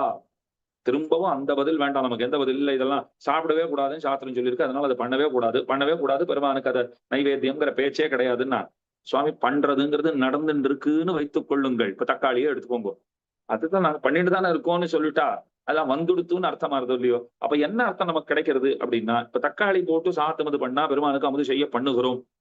அப்ப நமக்கு என்ன அர்த்தம் கிடைக்கிறது? நாம ஏதேனும் சில காய்கறிகளை, வெங்காயம் வெள்ளை பூண்டு கண்டிப்பா கூடாது, அதை நிச்சயமா மறந்துடாதீங்கோ. அந்த அளவுக்கு தமோ குணத்தை வளர்க்காத, ரஜோ குணத்தை வளர்க்காத காய்கறிகளா இருக்கும் இல்லையோ? அந்த காய்கறிகளிலே சிலவத்தை உபயோகப்படுத்த தொடங்கிட்டோம்னு சொன்னால், சில பெரியவர்களுடைய அபிப்பிராயம், அதை பகவானுக்கு தக்காளி அமுது செய்ய பண்ணுகிறா போல அதையும் அமுது செய்ய பண்ணிட்டு நாம ஸ்வீகரிக்கலாம் அப்படிங்கிறது சில பேர்களுடைய அபிப்பிராயம். ஆனா நிச்சயமா சாஸ்திரங்களின் வழி நிற்கிற பெரியவர்களாக இருந்தால் அவர்கள் என்ன சொல்வார்கள்னால் தக்காளியும் கூடாதுதான், அத போட்டா பெருமானுக்கு அமுது செய்ய பண்ணுவதுங்கிறது கூடாதுதான், பண்ணவே கூடாது அப்படின்னு வச்சுக்கோங்க. இப்போ அத போட்டா பெருமானுக்கு அமுது செய்ய பண்ணக்கூடாதுன்னா நீ சாப்பிடலாமான்னா அந்த கேள்வியே கிடையாது, பண்ணவே கூடாது. அதுதான் உறுதியான பதில். அந்த உறுதியான பதிலே செகண்ட் தாட்டே கிடையாது. இருந்தாலும் வேற ஏதாவது செய்ய முடியுமான்னு ஒரு கேள்வி கேட்கிறோம் இல்லையா? எங்க போனாலும் அப்படித்தானே கேட்கிறோம். வேற ஏதாவது வாய்ப்பு இருக்கிறதா, இதுக்கு வேற ஏதாவது ஒரு சான்ஸ், ஏதாவது ஒண்ணு பாருங்களேன், ஏதாவது ஒரு வாய்ப்பு இருக்கிறதா? இந்த கேள்வி கேட்கப்படாத இடமே இல்லை உலகத்துல. எந்த இடத்துல அந்த கேள்வியை நாம கேட்கறது இல்லை? எல்லா இடத்திலும் தான் கேட்கிறோம். அதனால இந்த இடத்துல அந்த கேள்வியை கேட்கிறோம்னு வைத்துக் கொள்ளுங்கள். அப்ப இந்த சமாதானம் இது இயலாததா, ஏற்க தகுந்ததா, இந்த பெரியவர்கள் தான் ஒரு தீர்மானம் செய்ய வேண்டும். இன்னைக்கு தக்காளி இல்லாத வீடே கிடையாது, பெங்களூரு கத்திரிக்காய் இல்லாத வீடே கிடையாது, இன்ன பிற காய்கறிகள் சமைக்கப்படாத தடை பண்ணப்படாத அகங்களே இல்லைன்னு சொல்லலாம். அப்ப அவர்கள் எல்லாம் அதை பண்ணிட்டு பகவானுக்கு அம்பு செய்ய பண்ணிட்டு சாப்பிடுறதுங்கிறது அது சரியான முறைமைக்கு சேர்ந்ததா? நீங்க தான் உபன்யாசம் முடிஞ்ச உடனே கேள்வி கேட்பீங்கன்னு சுவாமி சொன்னார். உபன்யாசத்துல அடியேனே ஒரு கேள்வி கேட்டிருக்கேன் இப்போ. அதனால இந்த கேள்வியை திரும்ப ரிப்பீட் பண்ண வேண்டியது இல்லை. இந்த கேள்வியை நமக்கு நாமே கேட்டுக்கொண்டு இறுதி முடிவாக நாம என்ன எடுக்க வேண்டி இருக்கும்னால் சாப்பிடக்கூடாதுன்னா சாப்பிடக்கூடாதுதான். அந்த முடிவு எடுத்துட்டா அது ரொம்ப சால சிறந்தது.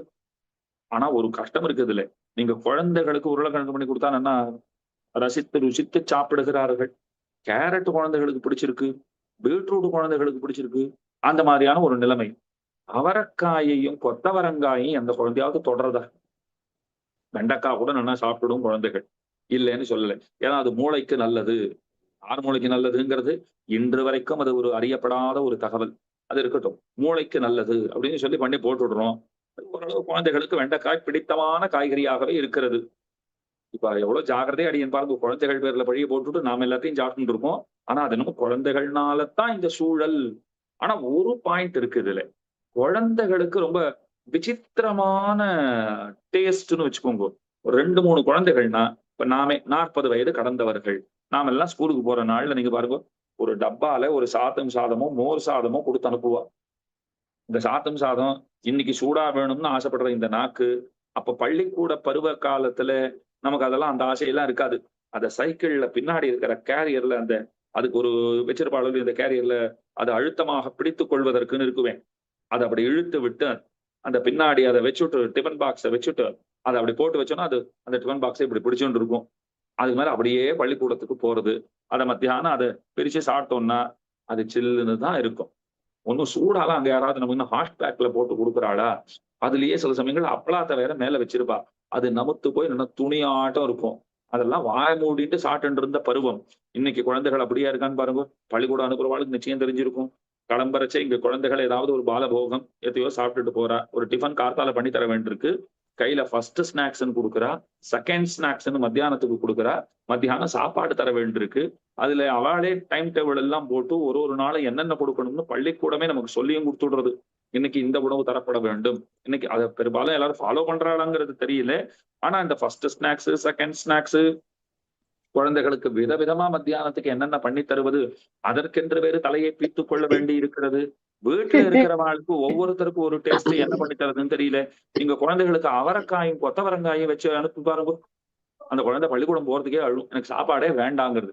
அதெல்லாம் தொடவே மாட்டேன் என்கிறது பிள்ளைகள். இந்த மாதிரியான ஒரு காலகட்டத்திலே நாம் இருக்கிறோமே, இதற்கு யார் காரணம்னா நாம தான் காரணம். அந்த பிள்ளைகளை கெடடித்து அந்த பிள்ளைகளுடைய ரசனையை, அந்த டேஸ்ட மாத்தி வச்சிருக்கிறதே நாம தான். இந்த குழந்தைகளுக்குன்னா இதெல்லாம் தெரியுமா? நாமே இவத்தை எல்லாம் பண்ணி போட்டு அந்த குழந்தைக்கு இந்த ஆசையெல்லாம் காண்பித்து அதுக்கு பிற்பாடு அதைத்தான் சாப்பிடுவேங்கிறான் அவன் அப்படின்னு சொல்றோமே, இது எத்தனை பெரிய பொய் இது.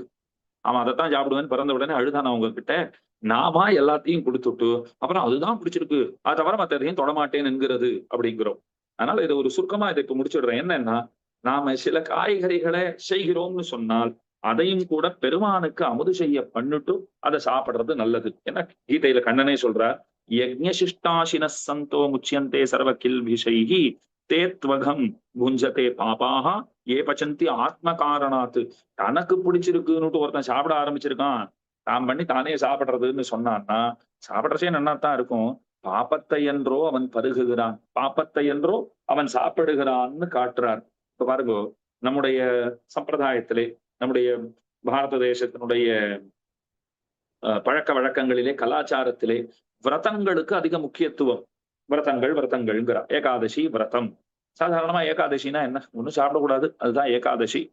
தீர்த்தம் கூட சாப்பிடாத இருக்கிற பெரியவர்கள் எல்லாம் இருக்கிறார்கள்.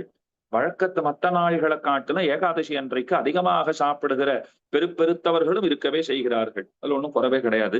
அப்ப ஏகாதசி விரதம் எல்லாம் இருக்கு அப்படின்னா, இந்த விரதத்துக்கு பின்னாடி இருக்கிற சில சயின்டிபிக் ரீசன்ஸ் எல்லாம் சொல்றா பாருங்க. அதுக்கு பின்னாடி ஒரு சயின்டிபிக் ரீசன் ஒன்று உண்டு, ஒரு காரணம் உண்டு, அறிவியல் பூர்வகமான ஒரு காரணம் அப்படிங்கிறா. என்ன அப்படின்னா, தன்னுண்ணல் அப்படிங்கிறா. இப்ப பட்டினி இருக்கோம் அப்படின்னு சொன்னா, பட்டினி இருக்கிறதுனால என்ன நடக்கும் அப்படின்னா, இது ஆங்கிலத்துல சொல்லும்போது ஆட்டோபேஜின்னு ஒரு வார்த்தை சொல்றா. அதை பத்தி சொல்லும்போது என்ன சொல்றா பாருங்க. அது என்னன்னா, சில செல்ஸ் எல்லாம் இருக்கும் இல்லையோ, அது நமக்குள்ள இருக்கிற வியாதிகளை எல்லாம் அது அழிக்கும்.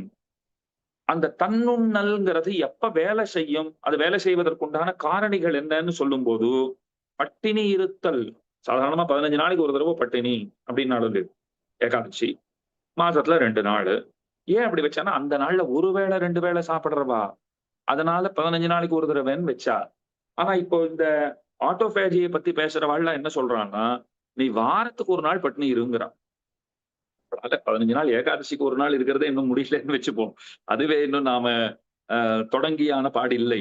ஆனா வாரத்துக்கு ஒரு நாள் இருங்கிறா. இங்க ஒரு கேள்வி எழுகிறது. சாஸ்திரம் 15 நாளைக்கு ஒரு தடவைங்கிறது. இப்ப இருக்கிறவா வாரத்துக்கு ஒரு நாள்ரா ஏன்னா? அதுக்கு சாஸ்திரம் சிரிச்சுட்டே பதில் சொல்லிட்டு, நான் சொன்னது ஒரு நாளைக்கு ஒரு வேளை 2 வேளை சாப்பிடுறவனுக்காக. இன்றைய அறிவியல் சொல்றது, மருத்துவம் சொல்றது, நீ ஒரு நாளைக்கு ஒரு தடவை 2 தடவை தான் சாப்பிடுறியா அப்படின்னு கேட்டுது. ஐயோ! ஒரு தடவை 2 தடவையா? நான் சாப்பிட்டுட்டேன்னா இருக்கேன் அப்படின்னா, இருக்கே இல்லையோ? அப்ப வாரத்துக்கு ஒரு நாள் எதுவும் சாப்பிடாதே அப்படிங்கிறது. ஆனா இது எல்லாமே அவரவர்களுடைய உடல்நிலையை பொறுத்து. இது ரொம்ப முக்கியமான விஷயம். நீங்கள் எத்தனை ஆரோக்கியமாக இருக்கிறீர்கள் என்பதை கருத்திலே கொண்டுதான் இவை அனைத்தையும் நீங்கள் ஃபாலோ செய்ய வேண்டும். தகுந்த மருத்துவர் பரிந்துரையின் பேரில். அது ரொம்ப ஸ்பஷ்டமா அடியேன் சொல்லிடுறேன். ஏன்னா நீங்க நாளைக்கே ஆரம்பிச்சுட்டு நாளை சாயங்காலம் தலை சுத்தல் வந்ததுன்னு அடியனுக்கு ஃபோன் பண்ணி கேட்டா என்கிட்ட பதில் கிடையாது. அதனால மருத்துவர் பரிந்துரையின் பேர் ஒரு நட்சத்திர குறி போட்டு பக்கத்துல எழுதி வச்சுக்கோங்க. மருத்துவர் பரிந்துரையின் பேரில் அப்படின்னு வச்சுக்கோங்க. அதனால உங்களுடைய உடல்நிலையை கவனத்திலே கருத்திலே கொண்டு இது தொடங்கப்பட வேண்டியதா, இது நன்மை பயக்குமான்னு பார்த்து கொள்ள வேண்டியது. எதுக்கு சொல்ல வந்தேன்? இப்ப இந்த ஏகாதசி விரதம் இதெல்லாம் ஏற்பாடு பண்ணி வைத்ததும் கூட எவ்வளவு அழகா வச்சிருக்கா பாருங்க. எதனால இவைகள்னா, நாமே நம்ம உடம்ப பார்த்து கொள்வதற்காகத்தான். அப்ப சத்வகுணம்ங்கிறது நமக்கு ஏற்பட்டதுன்னு சொன்னால், அந்த சத்வகுணத்தாலே ஏற்படுகிற நன்மைங்கிறது என்ன? சத்வகுணத்தாலே உண்டாகிற அந்த நன்மைங்கிறது என்ன அப்படின்னால், சத்வகுணத்தாலே ஆரோக்கியம் அது பேணி பாதுகாக்கப்படுகிறது அப்படிங்கிறது சொல்லப்பட்டிருக்கிறது. ஸ்ரீ வைஷ்ணவ சம்பிரதாயத்திலே ததியாராதனத்திற்கு நிறைய ஏத்தம்.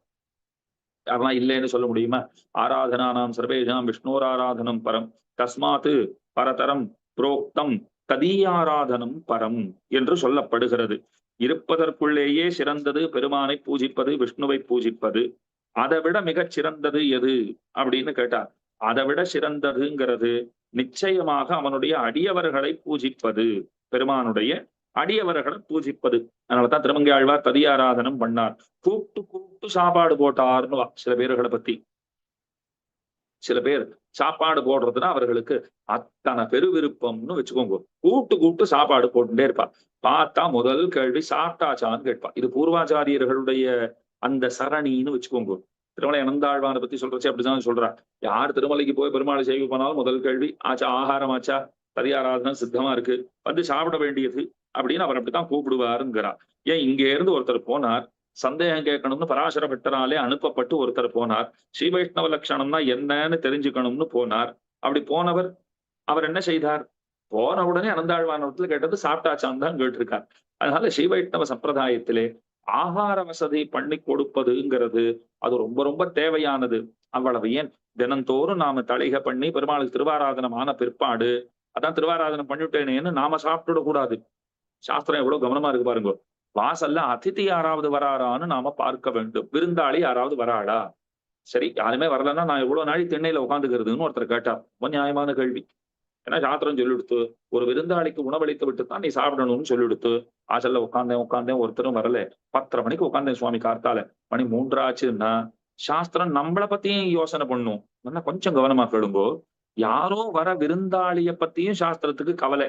அவனுக்கு சாப்பாடு இல்லாத போகக்கூடாது, இவர் வீட்டுல அவன் சாப்பிடட்டும், அதனால இவர் அவனை எதிர்பார்த்து காத்திருக்க வேண்டியது. சாஸ்திரம் நம்மளை பத்தியும் கவலைப்படும். இவ்வளவு அழகான விஷயம் பாருங்க. இவன் சாப்பிடாதே உட்கார்ந்துன்றதா இவன் உடம்பு கெட்டு போயிடாதா? இவன் உட்கார்ந்துட்டே இருக்கிறதா அதுக்காக? அதனால அதிதிக்காக எவ்வளவு நேரம் நாம் காத்திருக்க வேண்டும் என்றால், ஒரு பசுமாட்டினிடத்திலே பால் கறப்பதற்கு எத்தனை கால அவகாசம் பிடிக்குமோ அத்தனை கால அவகாசத்திற்கு அதிதியை எதிர்பார்த்து நாம் காத்திருக்க வேண்டியது. அது ஆச்சு, அந்த நேரம் கடந்தது அப்படின்னு சொன்னால் நாம போய் உள்ள போய் உட்காந்து சாப்பிட ஆரம்பிச்சுடலாம். அதிதி கிடைக்கல, நாம சாப்பிட ஆரம்பிச்சுடலாம். அவனை பத்தியும் கவலைப்படுறது, நம்மளை பத்தியும் கவலைப்படுறது. அதே போல நீங்கள் ஏகாதசி அன்றைக்கு உபவாசம் இருக்கிறீர்கள் அப்படின்னு சொன்னா, அடுத்த நாள் பாருங்க, சூரியோதயத்திலிருந்து இத்தனை நாழிகைகளுக்குள்ளாக சாப்பிட்டு விட வேண்டியது. சாப்பிட்டாத்தான் ஏகாதசி உபவாசம் இருந்ததற்கே பலன் அப்படின்ட்டு. ஸ்ரீவைஷ்ணவர்கள் பலனை உத்தேசிச்சு இதெல்லாம் பண்றாளா? கிடையாது. ஆனா பெரும்பான்மை, திரும்பவும் சொல்றேன், நாம சிறுபான்மையினர், பெரும்பான்மை பலனை உத்தேசிச்சு தான் எல்லாம் பண்றது. கஷ்டப்பட்டு பட்டினி இருந்து ஏகாதசி விரதம் எல்லாம் இருந்து அடுத்த நாள் கார்த்தால நாம் பாரணைய சரியான கால அவகாசத்துக்குள்ள பண்ணலேன்னு சொன்னால் ஏகாதசி விரதம் அது நாம இருந்தும் இல்லாததாகத்தான் கணக்கிடப்படும். அம்பரீஷ சரித்திரம் உங்களுக்கு தெரியுமோ இல்லையோ? அதனாலதானே கொஞ்சம் தீர்த்தத்தை அவர் பருகினார். துர்வாசா மகரிஷி சாப்பிட வந்திருந்தார், அனுஷ்டானத்தை முடிச்சுட்டு வரேன்னு போனார். போனவர் வரல, நாழி ஆயிட்டே இருந்தது.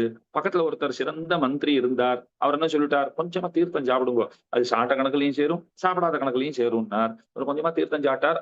அங்க இருக்கிறவர் துர்வாசா மகரிஷிக்கு அது தெரியணுமோ, அவர் ஞான கண்ணுனால எல்லாத்தையும் தெரிஞ்சுக்கிட்டார். கோபத்தோட வந்தார். அதுக்கப்புறம் நடந்த கதையெல்லாம் உங்களுக்கு தெரியும்னு வச்சுக்கோங்க. அப்ப அந்த பட்டினி இருக்கிறவன் அவன் அடுத்த நாள் காலையிலே விரைவாக அவன் உணவருந்த வேண்டும்ங்கிறதுல கூட சாஸ்திரத்துக்கு அத்தனை ஒரு கண்டிப்பான பார்வை இருக்கிறதுங்கிறத நாம புரிந்து கொள்ள வேண்டும். அதனாலதான் நம்முடைய ஆச்சாரியர்கள் எம்பெருமானார் சாதிக்கிறார், நம்முடைய தாய் தந்தையர் நம்மிடத்திலே காட்டுகிற அன்பை காட்டிலும் சாஸ்திரங்களுக்கு 1000 மடங்கு நம்மிடத்திலே அன்பு உண்டு. ஒரு அம்மா தவிச்சு போட மாட்டாளா நம்ம சாப்பிடலன்னா? அத போல 1000 மடங்கு தவிப்பு சாஸ்திரங்களுக்கு உண்டு. சாஸ்திரங்களுக்கு எல்லாம் என்ன ஆசைன்னா நாம நன்னா இருக்கணும்னு ஆசை. அதற்காகத்தான் நமக்குண்டான விதிகளை எல்லாம் அந்த சாஸ்திரங்கள் வகுத்தன. ஆனா நாம என்ன பண்ணிட்டோம், நிந்திதாசார கரணம் நிவர்த்தங்கிருத்திய கர்மணா பாபியாந்தம் அமரியாதம் எல்லாம் சொல்றாரு. திருக்கச்சி நம்பிகள் பாடுறார், பாபியாம்சம் அமரியாதம் பாஹிமாம் வரத பிரபுங்கிற. செய்யக்கூடாததை எல்லாம் செய்கிறோம், செய்ய வேண்டியதை எல்லாம் ரொம்ப கவனமா தவிர்க்கிறோம். இதெல்லாம் பண்ணிட்டு இருக்கோமே. அதனால ஆகாரத்துல கொஞ்சம் நியமம்ங்கிறது முக்கியம். அப்ப ததியாராதனம்னு சொன்னா சாப்பாடு போடுறது மட்டுமே ததியாராதனத்தினுடைய நோக்கம் அன்று. சுத்தமான சாப்பாட்டை நல்குவது, பகவதாராதனமான பிரசாதத்தை, பகவன் நிவேதிதமான பிரசாதம்னு சொல்றோமே, அந்த பிரசாதத்தை நல்குவது இது எவ்வளவு ஒரு உயர்ந்த ஒரு கைங்கரியம்னு பாருங்க. ஏதோ வயிற்று பசிக்கு சாப்பாடு போடுறது மட்டும் கிடையாது.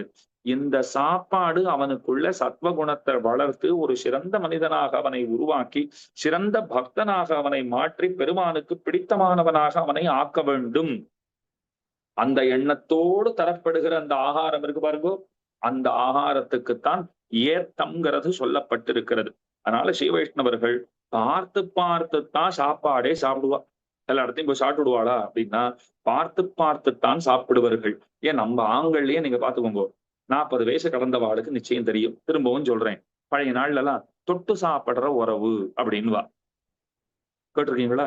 எல்லா ராத்திலையும் போய் எல்லாரும் போய் சாப்பிட மாட்டா. சில பேர் ஆண்கள்ல சாப்பிடுவா. ஏன்னா அவ நமக்கு தொட்டு சாப்பிடுற உறவு.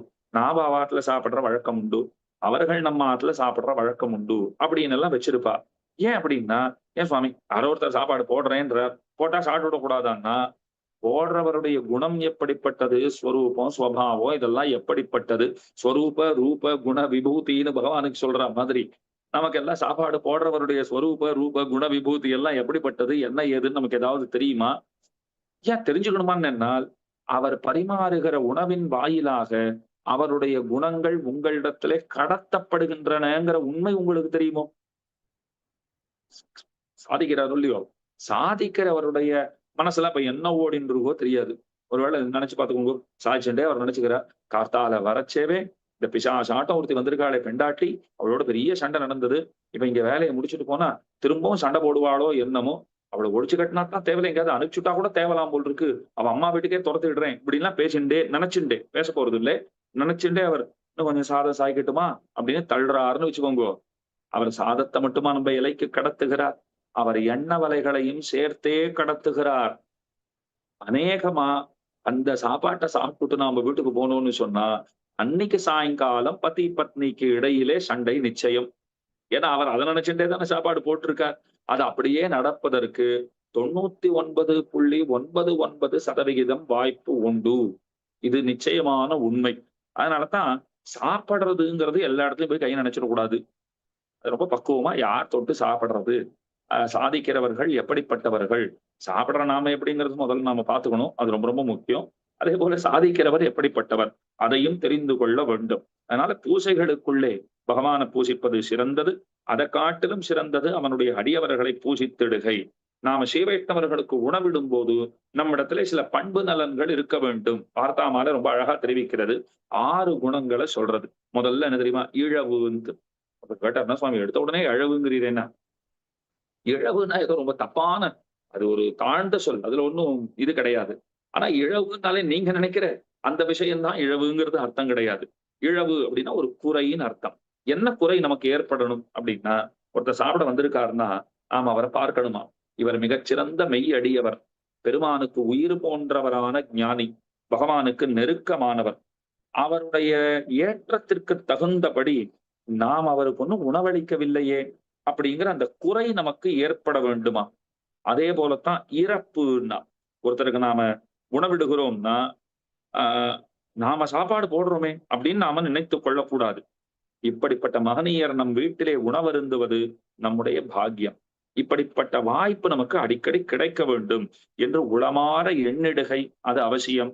அடுத்தது இருமாப்பு, ஒரு கர்வம் நமக்கு ஏற்பட வேண்டும். என்னன்னா, இப்பேற்பட்ட ஸ்ரீவைஷ்ணவர் நம்முடைய இல்லத்திலே, நம் குடிசையிலே வந்து அவர் உணவருந்துகிறார், நமக்கார் நிகர் நீநிலத்தே என்ன அந்த சாத்விகமான அகங்காரம் அது முக்கியம். அதே போல துணுக்கம்னா அந்த அடியவர்களுக்கு பரிமாறும் போது ஏதேனும் பிழை நேர்ந்து விடுமோன்ற அச்சம், அது ரொம்ப ரொம்ப முக்கியம். உணவு அவருக்கு பிடித்தாற் போல இருக்க வேண்டுமேங்கிற அந்த பதற்றம், இதெல்லாம் முக்கியம். பரிவு முக்கியம். இன்னைக்கு பல பேர் தளிகை பண்ணும் போதே அதை டேஸ்ட் பண்ணி பாக்குற வழக்கம்லாம் வச்சுட்டு இருக்காங்க. ஒரு ஸ்பூன் எடுத்து அப்படி வேலை அப்படிலாம் பண்ணி பார்த்துட்டு ஓகே அப்படிங்கிறான். இதெல்லாம் ரொம்ப ரொம்ப தப்பு. அதெல்லாம் பகவானுக்கு அதை அமுது செய்ய பண்ணிட்டு அது எப்படி இருக்கோ அப்படியே நாம ஸ்வீகரிக்க வேண்டும். அதை தெரிஞ்சுக்கணும். அதனால சாப்பிடுறவர் அவருக்கு தகுதியா நாம பண்ணியிருக்கோமா, பிடிச்சா போல இருக்கா. அதே போல சோகம், என்னத்துக்காக சோகப்படணும்னா, இந்த பாக்கியம் இத்தனை நாள் கிடைக்காத போயிடுத்து, பழுதே பலவகலும் போயினவன் 5 அழுதேன்னு சொல்றா போல கதற வேண்டுமா. அடியவர்களை இத்தனை நாள் பூசியாது போனோமே, பாவியேன் பல நாளும் இழந்திருந்தேனேங்கிற வருத்தம் ஏற்பட வேண்டும். கடைசியில வாழ்வு. வரிசையா என்னென்ன சொல்லியிருக்கேன்? இழவு, இறப்பு, இருமாப்பு, துணுக்கம், சோகம், வாழ்வு. அடியவரை உபசரிக்கும் பேறு பெற்ற நாள், அந்த நாள் திருநாள்னு நாம எண்ண வேண்டும். நமக்கு இன்றைக்குத்தான் சுப்பிரபாதம் நல்விடிவு ஆயித்து என்று இருக்கை முக்கியம். நான் வாழ்ச்சி பெற்றேன், என்னுடைய பிறவி பயனுள்ளதாயித்துன்னு நாம கொண்டாட வேண்டுமாம். அப்ப சாப்பாட்டினுடைய அவசியம் தெரிகிறதா? சாப்பிடுகிறவர் உயர்ந்தவர்னா அவருக்கு தகுதியாக தோதாக நாம் அவருக்கு உணவு பரிமாற வேண்டும்ங்கிறது தெரிகிறதா? அதை போலத்தான் எந்தெந்த சாப்பாடெல்லாம் கூடாதுன்னா, புகழ்ச்சோறு கூடாது, விலைச்சோறு கூடாது, இப்படி எல்லாம் நிறைய சொல்லி வச்சிருக்கா. சாதாரணமா கிரகப்பிரவேசத்துல சாப்பிட மாட்டா, சீமந்தத்துல சாப்பிட மாட்டா. அதனாலதான் தனியா ததியாராதனம்னு ஒண்ணு வச்சுப்பா.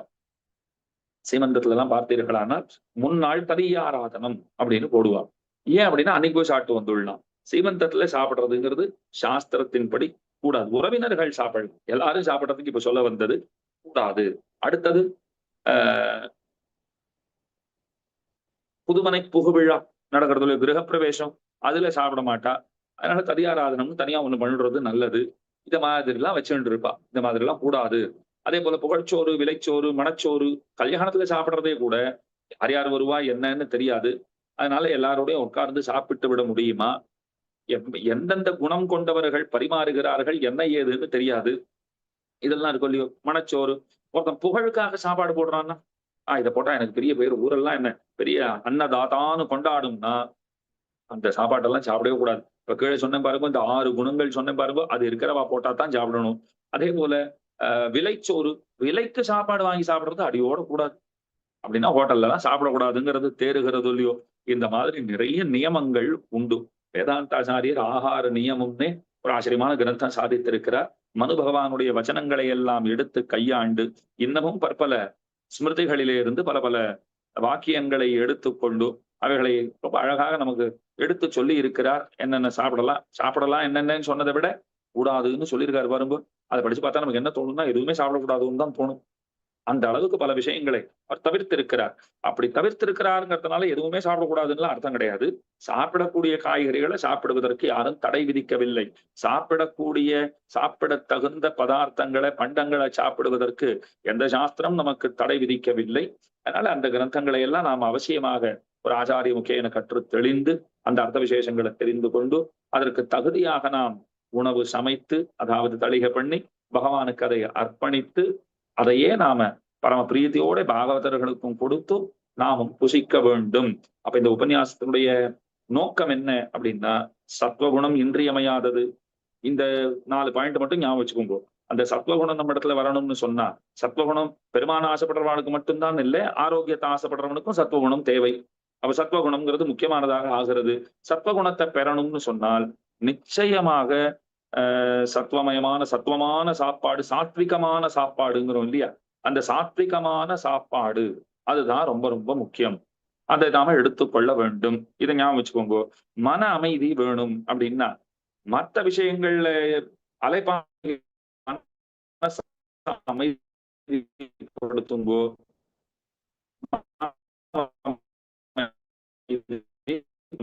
ஞாபகம் வச்சுக்கோங்க. என்ன சாப்பிடுகிறீர்களோ அதனால சாப்பாடு சரியாக இருத்தல்ங்கிறது ரொம்ப முக்கியம். இதெல்லாம் தெரிஞ்சுட்டோம்னு சொன்னா நமக்கு ஆகார நியமம் தெரிந்திருக்கிறதுங்கிறது பொருள். ஆனா அடியன் ஆரம்பத்திலேயே சொன்னேன், இதெல்லாம் பேசுகிற தகுதியோ கேட்கிற தகுதியோ இன்றைக்கு உள்ளவர்கள் அத்தனை பேருக்கும் இருக்கிறதா அப்படின்னால் கேட்கிறவாளை பத்தி சொல்றதுக்கு அடியனுக்கு தகுதி இல்லை, ஒண்ணும் தெரியாது. சொல்ற அடியனுக்கு நிச்சயமாக அந்த தகுதி இல்லை இல்லை இல்லை. இல்லைங்கிறதுனால இப்போ ஏன் பேசினீர் அப்படின்னா அதுக்கு பதில் ஆரம்பத்திலே சொல்லிட்டேன். ஆனால் சாஸ்திரங்களின் படி சாஸ்திரங்களின் சொன்ன வழிதான் அந்த காய்கறிகளையோ அந்த தின்பண்டங்களையோ சாஸ்திரங்கள் எவ்வளவத்தை சாப்பிடலாம் என்று அனுமதித்திருக்கிறதோ அவ்வளவத்தை தான் சாப்பிடணுங்கிறதுல அந்த உறுதிப்பாடு அடியன்றதுல உண்டு. அது சட்டம் சரியானதுதான். இந்த ஏழையால அதை ஃபாலோ பண்ண முடியலேன்னு வேணும்னா நாம சொல்லிக் கொள்ளலாம். ஆனால் என்றேனும் ஒரு நாள் நாம் அதை ஃபாலோ செய்வதற்கு உறுப்பான ஒரு தகுதி நமக்கு வழங்கப்படும், நமக்கு அது அளிக்கப்படும் அப்படின்னு நாம நம்புவோம். இதெல்லாம் நாம முயற்சி பண்ணி இருந்துட முடியுமான்னா சத்தியமா முடியாது. அதெல்லாம் எண்ணியே பார்க்காதீர்கள். ஆச்சாரியனுடைய அனுகிரகம், பகவானுடைய அனுகிரகம் அவர்கள் அதுக்காக நாம விரும்பியே இருந்துட முடியுமா? கொஞ்சம் அந்த ஆசையை நாம வளர்த்துக்கணும். நாம் அப்படி இருக்கணுங்கிற ஆசை நமக்கு இருக்கணுமோ இல்லையோ. சதாச்சாரிய அனுகிரகம் நமக்கு கிடைக்க வேண்டும்னு ஆசைப்பட வேண்டும். பகவத் அனுகிரகம் கிடைக்கணும்னு ஆசைப்பட வேண்டும். அந்த ஆசை இருந்தால் அவைகள் தாமாக உண்டாகும். மேலே மேலே நமக்கு அந்த ஆகார சுத்தி அது நிச்சயமாக ஏற்படும். சாந்தோக்கிய உபனிஷத்து, பகவத்கீதை, ஆகார நியமங்கிற கிரந்தம் இதெல்லாம் சொல்றா போல, வார்த்தா மாலை போன்ற கிரந்தங்கள் எல்லாம் நமக்கு காட்டி கொடுக்கிறா போலே ஒரு தூய்மையான உணவு அப்படிங்கிறது நமக்கு நிச்சயமாக கிடைக்குங்கிற அந்த ஒரு நம்பிக்கையுடன் இந்த உபன்யாசத்தை நிறைவு செய்கிறேன். இந்த ஒரு பிறர்க்கரிய ஒரு பொன்னான வாய்ப்பு, இந்த பொன்னான வாய்ப்பை அடியனுக்கு நல்கியமைக்காக அடியனுடைய கிருத்தஜதானுசந்தானங்களை சொல்லிக் கொண்டு ஸ்ரீமான் ஸ்ரீ உவே சாரதி தோதாத்ரி சுவாமி, முக்கியமா ஜீயர் சுவாமியினுடைய ஸ்ரீமத் பரமஹம்ச இத்தியாதி ஆனமாவல ஜீயர் சுவாமியினுடைய திருவடி இணை தாமரைகளிலும் ஸ்ரீமான் ஸ்ரீ உவே சாரதி தோதாத்ரி சுவாமியினுடைய திருவடி இணைகளிலும் இந்த கோஷ்டியிலே குழுமி இருக்கிறவர்களான அத்தனை ஸ்ரீ வைஷ்ணவர்களுக்கும் அடியனுடைய பிரணாமபூர்வகமான கிருத்தஜதானுசந்தானங்களை சொல்லிக் கொண்டு புத்தம் குறைகளை பொறுத்தருள வேண்டி அமைகிறேன் அடியேன். ஸ்ரீமதே ரம்யஜா மாத்ருமீந்திராய மகாத்மனே ஸ்ரீரங்கவாசினே பூயாத் நித்யஸ்ரீஹி நித்யமங்கலம். பரம பாக்கியம் சுவாமி.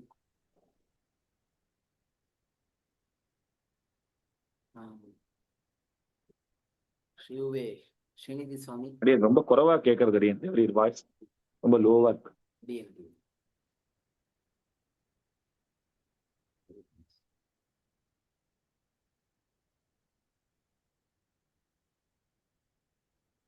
அடியன் இப்போ கேட்கறதா சுவாமி? இப்ப கேட்கறது. க்ஷமிக்கணும் அடியன். ஸ்ரீயுவே ஸ்ரீநிதி சுவாமி வழக்கம் போல மிக ஆச்சரியமாக ஒரு பிரவாகமாக இந்த தலைப்பிலே உபன்யசித்தார்.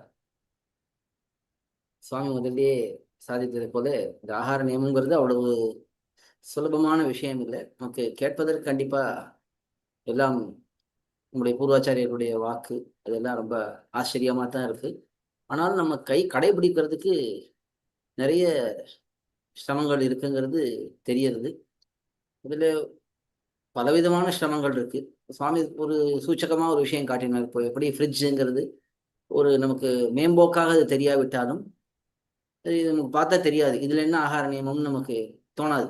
ஆனா அதுல ஆழமா யோசிச்சு பார்த்தோம்னா நம் விஷயங்களை நெடுநேரம் பாதுகாத்து வைக்கிறதே நல்லதில்லை.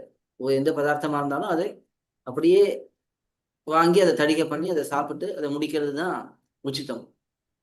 இது போல சில விஷயங்கள்லாம் ரொம்ப அழகா சுவாமி எடுத்து காட்டினார். இதுல நிறைய நடைமுறையிலே நமக்கு சிரமங்கள் இருக்குங்கிறதையும் சுவாமி காட்டி கொடுத்தார். அடியனுடைய ஒரு எண்ணம் என்னன்னா, இதுல சுவாமி சொன்னதுதான் கடைசியில நாம் ஆசைப்படணும். கண்டிப்பா நம்முடைய வாழ்க்கை முறையை நாம் மாத்திக்கணுங்கிறத நாம் ஆசைப்பட வேண்டும். அது கண்டிப்பா எம்பெருமானும் அதைத்தான் விரும்புறான். நாம் ஏதோ ஒரு பதார்த்தத்தை சாப்பிடுவதை அவன் விரும்பவில்லை. நாம் நம்முடைய ஆசையை நன்றாக கொண்டிருந்தோம் என்றால் அது தன்னிடையே அவனுடைய அருளினாலே அது நடக்கும். இதுக்கு நாம் சில இடங்கள்ல நாம் பார்த்தோம்னா நமக்கு இது நல்லா புரியும். அதாவது இப்போ ஒரு எத்தனையோ சம்ஸ்தானங்கள்லாம் இருக்கு. நம்முடைய ஸ்ரீ வைஷ்ணவ சம்பிரதாயம் மட்டும் இல்லாமல் பல சம்ஸ்தானங்கள்லாம் இருக்கு. அவைதிக சம்ஸ்தானங்கள் கூட இருக்கு. அங்க கூட எத்தனையோ பேர் மாறி அந்த சம்ஸ்தானத்தினுடைய கருத்துக்களை ஏற்றுக்கொள்கிறார்கள். அப்போ அவர்கள் எவ்வளவோ நாம சொல்றது ஏதோ ஒரு தக்காளி ஒரு பீட்ரூட் ஏதோ சொல்லிட்டு இருப்போம். அவர்கள்லாம் எதையோ சாப்பிட்டு இருந்தவர்கள்.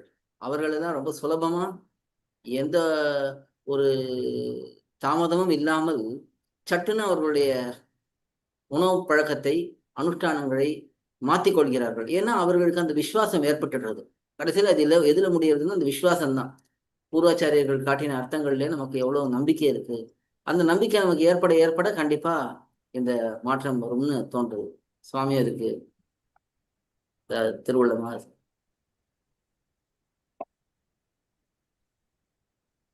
அடியனடி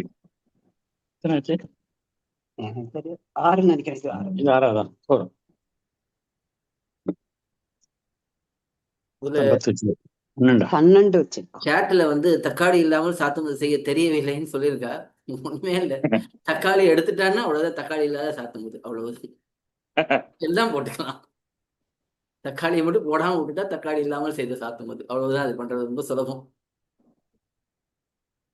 யாருக்காவது ஏதாவது கேள்விகள் இருந்தா சுவாமி இடத்துல கேட்கலாம். சுவாமி ஒரு 15 நிமிஷம் இருக்குமா அதே வரைக்கும் அடியண்டி முடியும். யாருக்கு என்ன கேள்வி இருந்தாலும் கேட்கலாம் சுவாமி.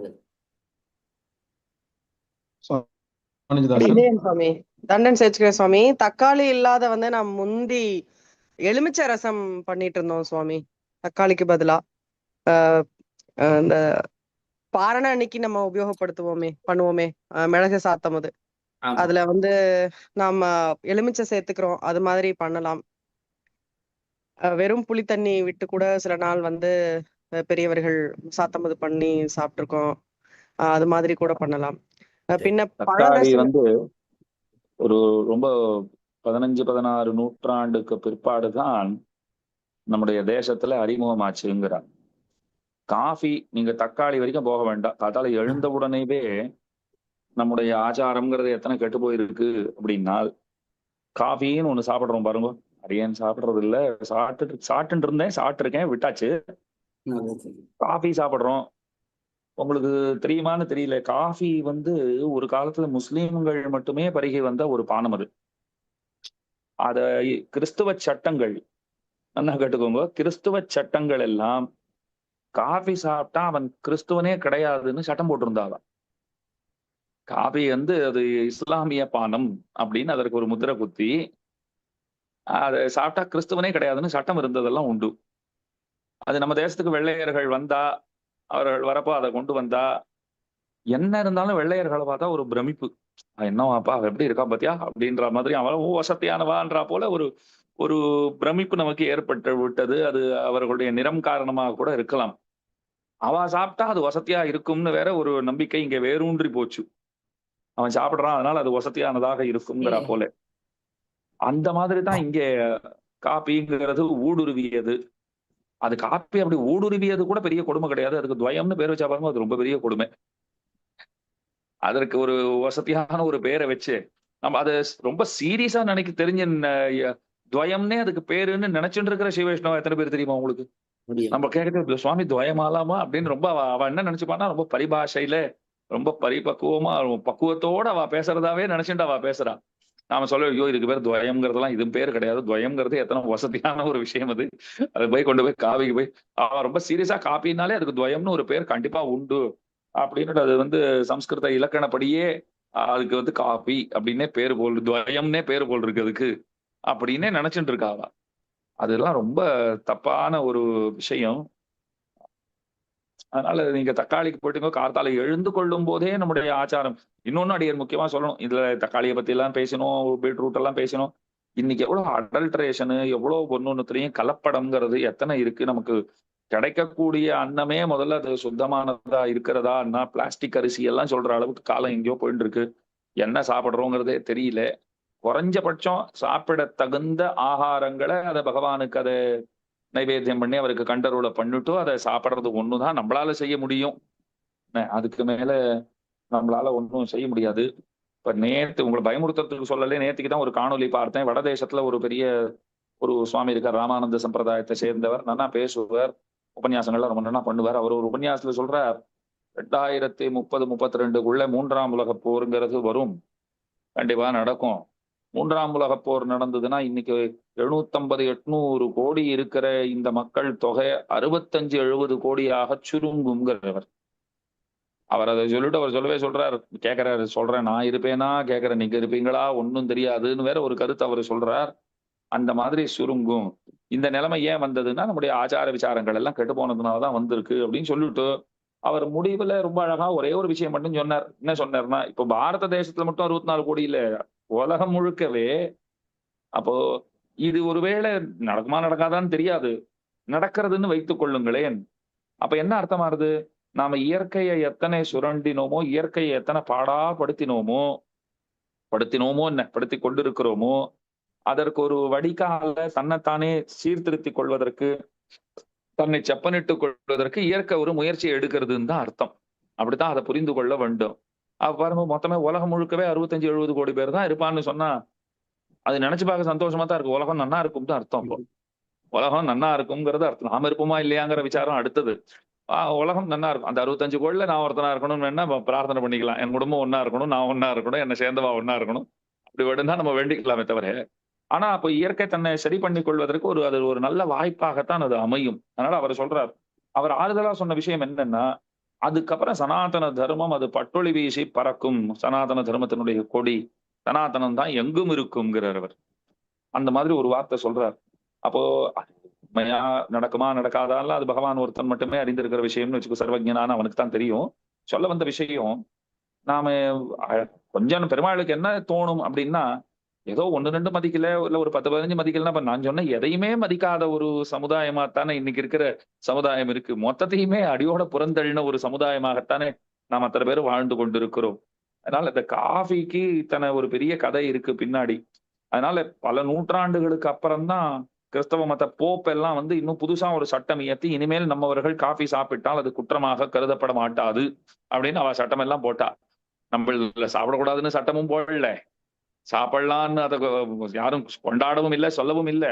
உங்களுக்கு எல்லாம் தெரிஞ்சிருக்கலாம், பழைய நாள்ல எல்லாம் பல ஆண்கள்ல காஃபி உள்ளுன்னு தனியா ஒண்ணு வச்சிருப்பா. அது தாழ்ந்ததுன்னு புரிந்து கொண்டு அதை சாப்பிடக்கூடாதுதான், இருந்தாலும் அது பழக்கமா எடுத்துன்னு சொல்லி அதுக்குன்னு ஒரு சின்னதா ஒரு அறையை ஒதுக்கி அந்த அறையில காஃபி மட்டும் தான் போடுவா. காஃபிக்காக மட்டும் அது, மத்த எதுக்கும் அது லாய்க்கு இல்லை அந்த இடம் அப்படின்னா தெரிகிறது, அது கூடாதுங்கிறது தெரிகிறது. வடதேசங்கள்ல கூட சில சிவைஷ்ணவர்கள் இல்லங்கள்ல அடியன் பார்த்திருக்கேன். வேடிக்கையா இருக்கும். என்னன்னா, ஒரு சின்னதா ஒரு ரூம் இருக்கும் தலை பண்ற உள்ளுக்கு கொஞ்சம் தள்ளி. இந்த ரூம் எதுக்குன்னா, சுவாமி என்ன சொல்றது சுவாமி, பசங்களுக்கு ஞாயிற்றுக்கிழமைனா கொஞ்சம் வெங்காயம் பூண்டு எல்லாம் தேவையா இருக்கு, நாங்க உள்ள பண்றது இல்ல, இந்த குழந்தைகள் தனியா இங்க பண்ணி பாக்குறா. அவளுக்கு அதுல விருப்பம் இல்லதான், அதை ஆசைப்பட்டு அவ பண்ணல. இருந்தாலும் அவர்களிடத்துல அது எனக்கு பிடிச்ச என்ன விஷயம் என்னன்னா, நம்மவர்கள் பல பேர் பெருமாளுக்கு பண்ற அந்த திருமண பள்ளியிலேயே அங்கேயே இதெல்லாம் பண்ணி பெருமாளுக்கே பண்ணாத சாப்பிடுற ஒரு காலகட்டத்துல நாம வாழும்போது அவர்களை எவ்வளவு நம்ம கொண்டாடணும். தனியா அதுக்கு ஒரு இடத்த ஒதுக்கிட்டு அந்த இடத்துல அதை பண்றதுன்னு வச்சுட்டு இருக்கா பாருங்க. அதுவும் குழந்தைகளுக்காகங்கிற, நாங்க யாரும் போக மாட்டோம். இந்த குழந்தைகளுக்கு ஒரு ஞாயிற்றுக்கிழமை வெளில சாப்பிடணும்னு இல்லாட்டி அடம் பிடிக்கிறது, அதை தவிர்க்கிறதுக்காக இதை பண்ண வேண்டியிருக்கு அப்படிங்கிறா. இது சில வீடுகள்ல நிலைமை அப்படி இருக்கு. அதனால இதெல்லாம் கொஞ்சம் பக்குவமா பார்த்து பார்த்து தான் நம்ம கொஞ்சம் கொஞ்சமா தான் இந்த மாற்றங்களை கொண்டு வர முடியும். இப்போ குடிக்கார ஆள் இருக்கா, எல்லாம் குடிக்கிறான்னா உடனடியாக மதுவிலக்கு நிறுத்தி விடலாமான்னா அது பல பின்விளைவுகளை ஏற்படுத்துங்கிறா. அதனால நிறைய தொந்தரவுகள் உண்டு. நம்ம கொஞ்சம் கொஞ்சமா தான் அவர்களை நிறுத்த செய்ய வேண்டும்ங்கிறா போல. அதை போலத்தான் இந்த விஷயங்களையும் கூட நாம கொஞ்சம் கொஞ்சமாக அதை எப்படி கட்டுப்பாட்டுல கொண்டு வர்றது. இப்போ வாரத்துல தக்காளி போடாத 4 நாள் சாத்துமது, 3 நாள் தக்காளி போட்டு சாத்துமதுன்னு கொண்டு வாங்களேன். முதல்ல அது முடியும் நம்மளால. 7 நாளும் தக்காளி போட்டு சாப்பிடுறத சரி ஒரு 4 நாளைக்கு வேண்டாம்னு வச்சுப்போம். 3 நாள் மட்டும் போடுறதுன்னு வச்சு அந்த 3 2 ஆக்குறது, 2 1 ஆக்குறதுன்னு அந்த மாதிரியான முயற்சிகள் நிச்சயமாக ஒரு சிறந்த பலனை தரும். அதுல ஒன்றும் சந்தேகமே கிடையாது. அதனால அந்த மாதிரி முயற்சி செய்து பார்க்கலாம். முக்கியமா நமக்குள்ள இந்த அபிப்பிராயம் இருக்கணும், அதை ஃபாலோ பண்ணணுங்கிற அந்த ஆசை, அது ரொம்ப முக்கியமா இருக்கு. அந்த ஆசை இருந்துடுத்துன்னு வச்சுக்கோங்களேன், உங்களுக்கான எல்லா கதவுகளையும் அந்த ஆசைகளே திறக்கும். அதுல ஒன்றும் சந்தேகமே கிடையாது. எல்லா வழிகளையும் அந்த ஆசைகளே காட்டும். அதுலயும் சந்தேகம் கிடையாது. அதனால அடிப்படை அந்த போதுவீர் போதுவினோ குடும்பமுடையீர்கள் மாதிரி அந்த ஆசையே இங்க முக்கியமானது, பிரதானமானதுங்கிறது அடியனுடைய ஒரு அபிப்பிராயம். அடியேன் சுவாமி, அடியவங்களுடைய குடிசையில ஃப்ரிட்ஜ் இல்ல சுவாமி, டிவி இல்ல, அது ரெண்டும் இல்லாத பழகிட்டோம். இப்போ ஆன்லைன்ல ஒரு வசதி என்னன்னாக்கா, நம்ம நம்ம ஆர்டர் பண்ணிட்டு நம்ம போனை வச்சுட்டு நம்ம உள்ள போயிட்டு வரதுக்குள்ள கொண்டு வந்து கொடுத்துட்றா. அப்ப அப்படி இருக்கும்போது அந்த காய்களை வச்சுட்டு அப்பப்பவே சமைச்சு அப்படியே சாப்பிட்டுக்கிறது வந்து ஒரு பழக்கமாயிட்டது சுவாமி. அப்புறமா அடியவங்கள் வந்து க்ஷமிக்கணும், அடியங்கள் வந்து இந்த வெங்காயம் பூண்டு சாப்பிட்டுட்டு தான் இருந்தோம். அடியவங்கள் பாகவதால், அதனால எங்களுடைய ஆகத்துல எல்லாம் அது பண்றது உண்டு, வழக்கமா இருந்தது. அப்புறமா இந்த மகாலய பட்சத்துல வந்து இது மாதிரி ஒரு ஆகார நியம் கேட்டு அடியங்கள் வந்து அதை ஃபாலோ பண்ணினோம் சுவாமி. ரொம்ப நல்லா ரிசல்ட் இருந்தது. அதுக்கு பின்ன இப்ப இந்த இதுல இருந்து அடியவங்கள் அதை தொடர்றது இல்ல. அப்புறமா இப்போ இந்த இந்த கேரட் பீட்ரூட் எல்லாம் அவாய்ட் பண்ண முடியல சாமி. சாப்பிடுறோம், தக்காளி சாப்பிட்டுட்டு தான் இருக்கோம். ஆனா இது ரொம்ப ரொம்ப ஒரு உபயோகமான இல்ல, ஒரு அதான் அடியேன்னு சொன்ன போல அப்படி விஷயம். அதை உடனே நாளையில இருந்து நிறுத்திடுங்கன்னு சொல்லல. கொஞ்சம் கொஞ்சமா நம்ம என்ன செய்ய முடியும் அப்படின்னு நாம கொஞ்சம் அது நம்மளால முடியுமா, செய்து பார்க்க முடியுமா. இப்போ கூடாதுங்கிறத செஞ்சுட்டு இருக்கோம்னும் போது கூடாதுங்கிற உறுதியோட நம்மளால தவிர்க்க முடியுமா, இந்த வாரத்துல 2 நாள் தவிர்க்க முடியுமா, அந்த மாதிரி கூட நாம ட்ரை பண்ணலாம். சொல்ல வர்றது அதுதான். அது மாதிரி கொஞ்சம் கொஞ்சமா ட்ரை பண்ணிட்டு இருந்தோம்னு சொன்னா கண்டிப்பா அது கை கூடும். அதுல ஒன்றும் சந்தேகம் இல்லை. முயற்சி பண்றோம் சுவாமி. தன்யாஸ்மி சுவாமி, பரம கிருபை. சந்தோஷம். அடியே ஒரு கேள்வி வந்திருக்கு.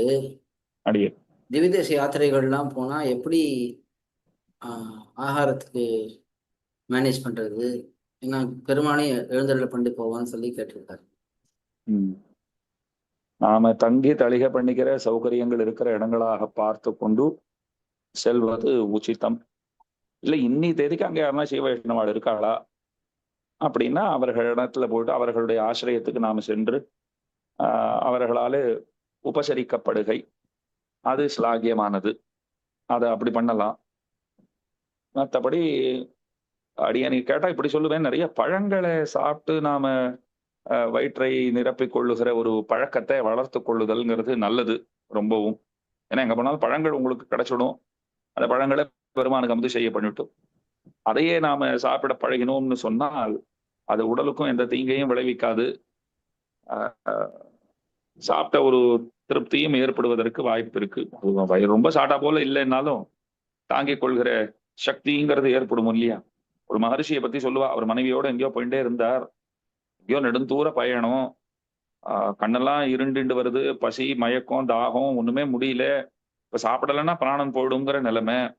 அப்ப எவனோ ஒருத்தன், ஒரு சண்டாளன் அப்படின்றோம் இல்லையா, அந்த மாதிரி ஒருத்தன் இருந்தானோ. அந்த சண்டாளன் வந்து ஏதோ நாய் தோல்ல ஒரு பை பண்ணி வச்சு அதுல தண்ணீர் நிரப்பி வைத்திருந்தான்.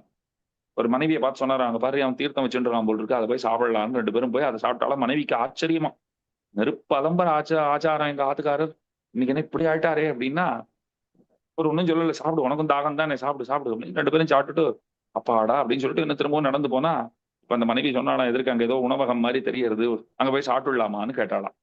அவர் சொன்னாராம், இந்த மாதிரி அந்த இடத்துல எல்லாம் போய் நம்ம சாப்பிட முடியுமான்னு கேட்டாராம். அவர் சொன்னா, இப்பதான் அங்க நாய் தோல்ல அவன் பை பண்ணி அதுல தண்ணீர் நிரப்பி வைத்திருந்தான், அதனால மடக்குன்னு குடிச்சிட்டு வந்தீர், இப்ப இங்க போய் சாப்பிட்டா என்ன? அப்ப அவர் சொல்றார், அங்க அந்த தண்ணீரை நாம பருகி இருந்திருக்கவில்லைன்னா உயிரே போயிருந்திருக்கும். அதனால ஒரு பிராணஹானி ஏற்படுறதுங்கிறதுனால சாஸ்திரங்களுக்கு உட்பட்டு அந்த இடத்துல அந்த தண்ணீர் பருகுவதற்கு வாய்ப்பு உண்டாச்சு. இப்ப அந்த தண்ணீரை பருகின பிற்பாடு பிராணன் போகாதுன்னு தெரியறது இல்லையோ, அதனால இந்த சாப்பாட்டை நாம சாப்பிடக்கூடாதுன்னு ஒரு வார்த்தை சொன்னார் அப்படின்னு சொல்றதுனால ஒரு ஆபத்து காலம்னு ஏற்படும் போது அப்போ பல பல சட்டங்கள் அது சொன்ன விஷயங்களுக்கு முரணாகவே பல விஷயங்களை போதிக்கும். அது ஆபத்து காலத்துக்கு சேர்ந்தவை அப்படின்னு வச்சுக்கணும். இப்ப விதேச யாத்திரைகள் நாம போகும்போதுன்னு சொன்னால் பெரும்பாலும் நாம அதற்கேத்த மாதிரி இப்ப சில பேர் நிறைய பேர் கையில ரைஸ் குக்கர் எல்லாம் கையில எடுத்துட்டு போறா, இந்த எலக்ட்ரிக் குக்கர் எல்லாம் எடுத்துட்டு போறா, அந்த மாதிரி போறா. என்னன்னா ஆச்சாரமா இந்த கிணத்து தீர்த்தம் அப்படி போறவாளுக்குமே கூட பகவான் அந்த சௌகரியங்களை பல இடங்கள்ல பண்ணி தருகிறான்ங்கிறதும் உண்மை. பல பேர் அடியேன் பார்த்திருக்கேன். அதுக்கேற்ற மாதிரி சின்னதா கூட்டி அடுப்புல இருந்து எல்லாத்தையும் கையை எடுத்துட்டு போறவாளும் இருக்கவே செய்கிறார்கள். இல்லாம போல அதுல சில சிரமங்கள் உண்டு. ஆனா அந்த சிரமங்கள் அவர்கள் எப்படி போக்கிக் கொள்கிறார்கள்? பழத்தை சாப்பிட்டுட்டு போக்கிக் கொள்கிறார். சில இடங்கள்ல நாங்க பழத்தை சாப்பிட்டுடுவோம் அப்படின்னு சொல்லவே சொல்றா அவ. பண்ணிக்க முடியலன்னா பழத்தை சாப்பிட்டுடுவோம். ஆனா நாம என்ன பண்றோம் அப்படின்னா, இப்ப கேள்வி கேட்டவரை பத்தின விஷயம் இல்லை இது. பெரும்பாலும் திவதேச யாத்திரை போறவா முதல்ல கேட்கிற கேள்வி 2 வேளை சாப்பாடு, 1 வேளை டிஃபன், 2 காபி கொடுப்பாளான்னு கேட்கறான். எல்லா திவதேசமும் கொண்டு போய் காட்டுவாளா, சேவை பண்ணி வைப்பாளான்னு யாரு கேட்கறா? கேட்கறவாளுடைய கேள்வி என்னவா இருக்குன்னா 2 வேளை காபி, 2 வேளை சாப்பாடு, 1 வேளை டிஃபன் கொடுப்பாளா அப்படின்னா அது நல்ல யாத்திரைன்னு அர்த்தம். அதுல ஏதாவது ஒண்ணு குறைஞ்சு போச்சு. உங்களுக்கு 108 திவதேசமும் ஸ்ரீவைகுண்டம், திருப்பார்கடல் உள்பட சேவை பண்ணி கூட்டின்னு வந்திருப்பார் ஒருத்தர். ஆனா யாத்திரையில காபி சரியா கொடுத்திருந்திருக்க மாட்டார். எல்லாம் என்ன சொல்லிவிடுவானா, அவரோட போகாதீங்க, அவர் காஃபியே கொடுக்கல அப்படின்னு விடுவா. அவ்வளவு நல்லா சேவை பண்ணி வச்சிருக்காரு எல்லா இடத்துலயும். நீங்க போன உத்தேசியம் திவதேச யாத்திரை தானேன்னா, இன்னைக்கு யாத்திரை போகிறவர்களுடைய மைண்ட் செட் மனநிலை எப்படி இருக்குன்னா, இந்த 2 வேளை சாப்பாடு, 1 வேளை டிஃபன், 2 காபி, அப்பப்ப ஸ்நாக்ஸ், லட்டு, பூரி, வடை இதெல்லாம் கொடுத்துட்டு இருந்தா அது நல்ல யாத்திரைன்னு ஜனங்கள் மனசுல ஒரு அபிப்பிராயம் இருக்கு. அது ரொம்ப தப்பான ஒரு அபிப்பிராயம். அது விதேச யாத்திரை போறவா இல்ல நாங்க தனியா போறோங்கிறவா கொஞ்சம் அதற்கு ஏத்தா போல அந்த செட்டப் எல்லாம் கையில வச்சுண்டு அதற்கு தோதான இடங்கள்ல நாம தங்கி கொண்டு, உண்மையா சொல்றேன், சில பல வெளியிடங்கள்ல போறச்சு ஹோட்டல்லயே தங்க நேர்ந்தாலும் கூட நம்ம ரூம்லயே நாம தளி பண்ணிக்கிறதுக்கு கூட அவன் அனுமதி தருகிறான். அவன் பரவாயில்லங்கிறான். பார்த்தா நீங்க பண்ணிக்கிறேன்னு சொல்றது சந்தோஷங்கிறான். எங்க கிட்ட சாப்பிடாத நீங்களே பண்ணி சாப்பிடுறேன்னு சொல்றது எங்களுக்கு எவ்வளவு சந்தோஷமா இருக்கு தெரியுமா அப்படின்னு எல்லாம் பேசுறான். ஆனா அந்த மாதிரி ஆள்கள்லாம் நம்ம பக்கத்துல பெருசா பார்க்க முடியாது. அதெல்லாம் ஒப்புக்கொள்ள மாட்டா. இங்கெல்லாம் வடதேசங்கள்லாம் போனா நன்னா பண்ணிக்கோங்க, ரூம்ல ஜாகிரதையா பண்ணிக்கோங்க, அவ்வளவுதான் அப்படிங்கிறான். உங்களுக்கு சின்னதா சிலிண்டர் வேணுமா, நான் தரட்டுமாங்கிறான். இதெல்லாம் வடக்க கேட்கறான், கேட்காம இல்லை. அதனால கொஞ்சம் அதற்கு தகுதியா இடங்களை பார்த்து கொண்டு நம்முடைய ஆச்சாரத்துக்கும் பெருசா குறைவில்லாமல், குறைவுதான் பெருசா குறைவில்லாமல், அதனால தான் அடியேன்னு சொன்னேன். அதனால பெருசா குறைவில்லாமல் நாம பார்த்து கொள்ள வேண்டியது.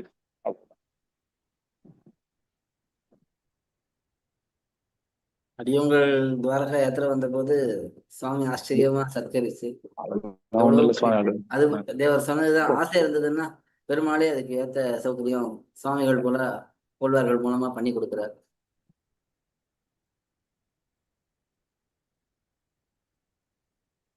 வேற ஏதாவது கேள்விகள் இருக்கா சுவாமிக்கு?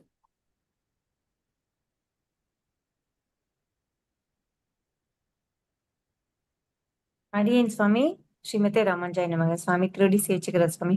சுவாமி இந்த அடியவங்களுக்கு பிராண சக்தி அதிகமா இருக்க உள்ள காய்கறிகள் கொஞ்சம் எங்களுக்கு சாரதி சுவாமியா யாரோ எங்களுக்கு அனுப்பிச்சு விடுங்க சுவாமி.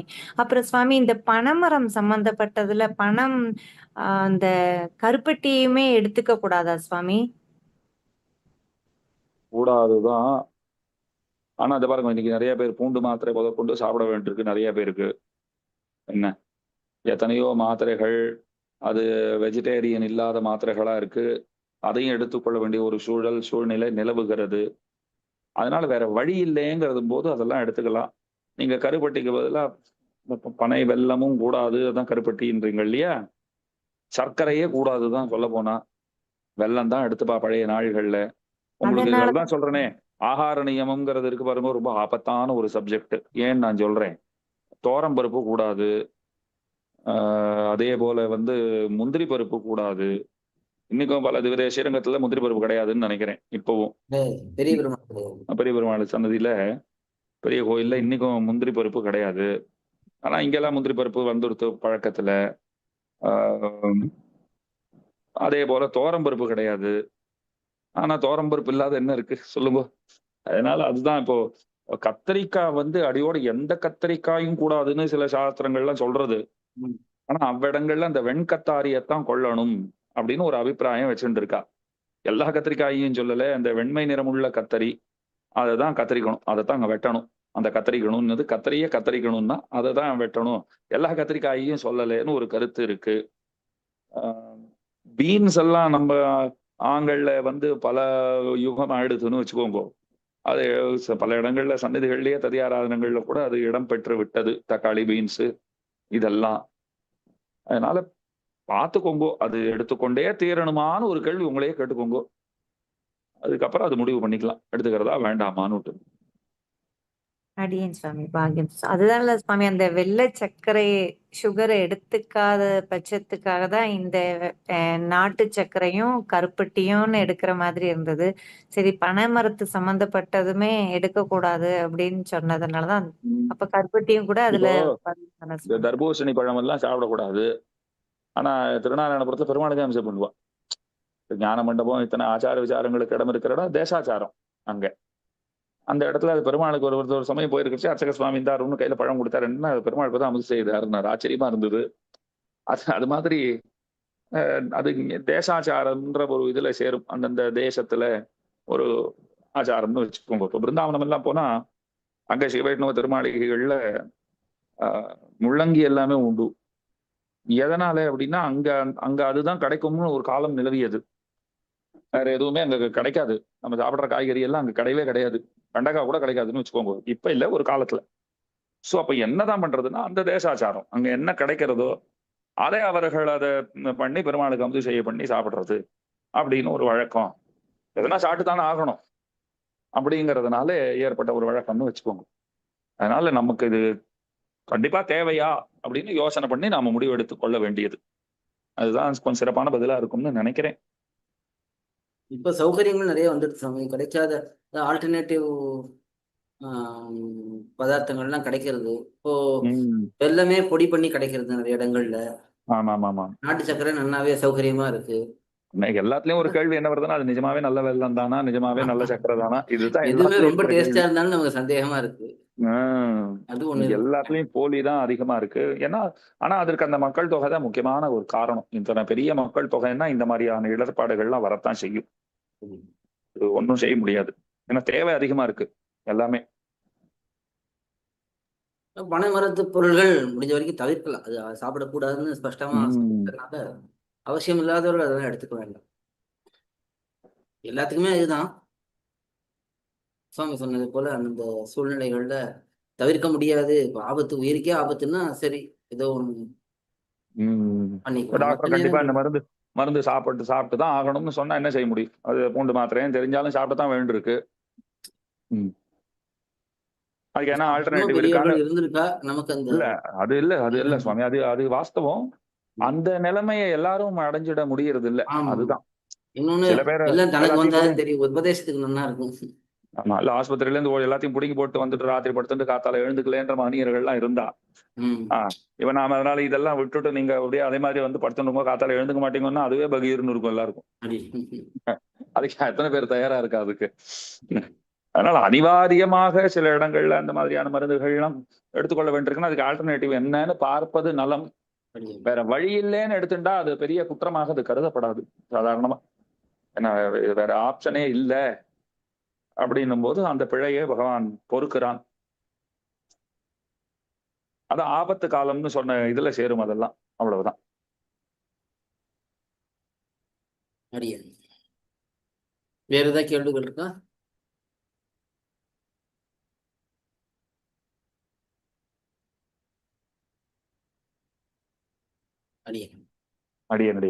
பரமபாகியம். ஏதாவது பிழையா பேசி இருந்தா மன்னித்து விட வேண்டியது.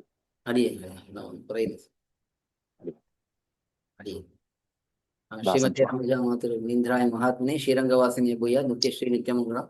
தொடர்ந்து நம்முடைய சம்பிரதாய விஷயங்களை அடுத்தடுத்த சமயங்களிலே வித்வான்களை கொண்டு ஏற்பாடு செய்வோம். அதுக்கு நம்முடைய ஜியசுவாமியினுடைய அனுகிரகத்தை எதிர்நோக்கி இருக்கும். ஆழ்வார் பெருமானார் ஜிய திருடேஷனும் அனுகிரகித்த ஸ்ரீநிதி சுவாமிக்கு அடியவங்களுடைய கிருத்தஜதைகளை தெரிவித்துக் கொள்வோம். அடியன் தன்யோஸ் தாசன் தாஸ்.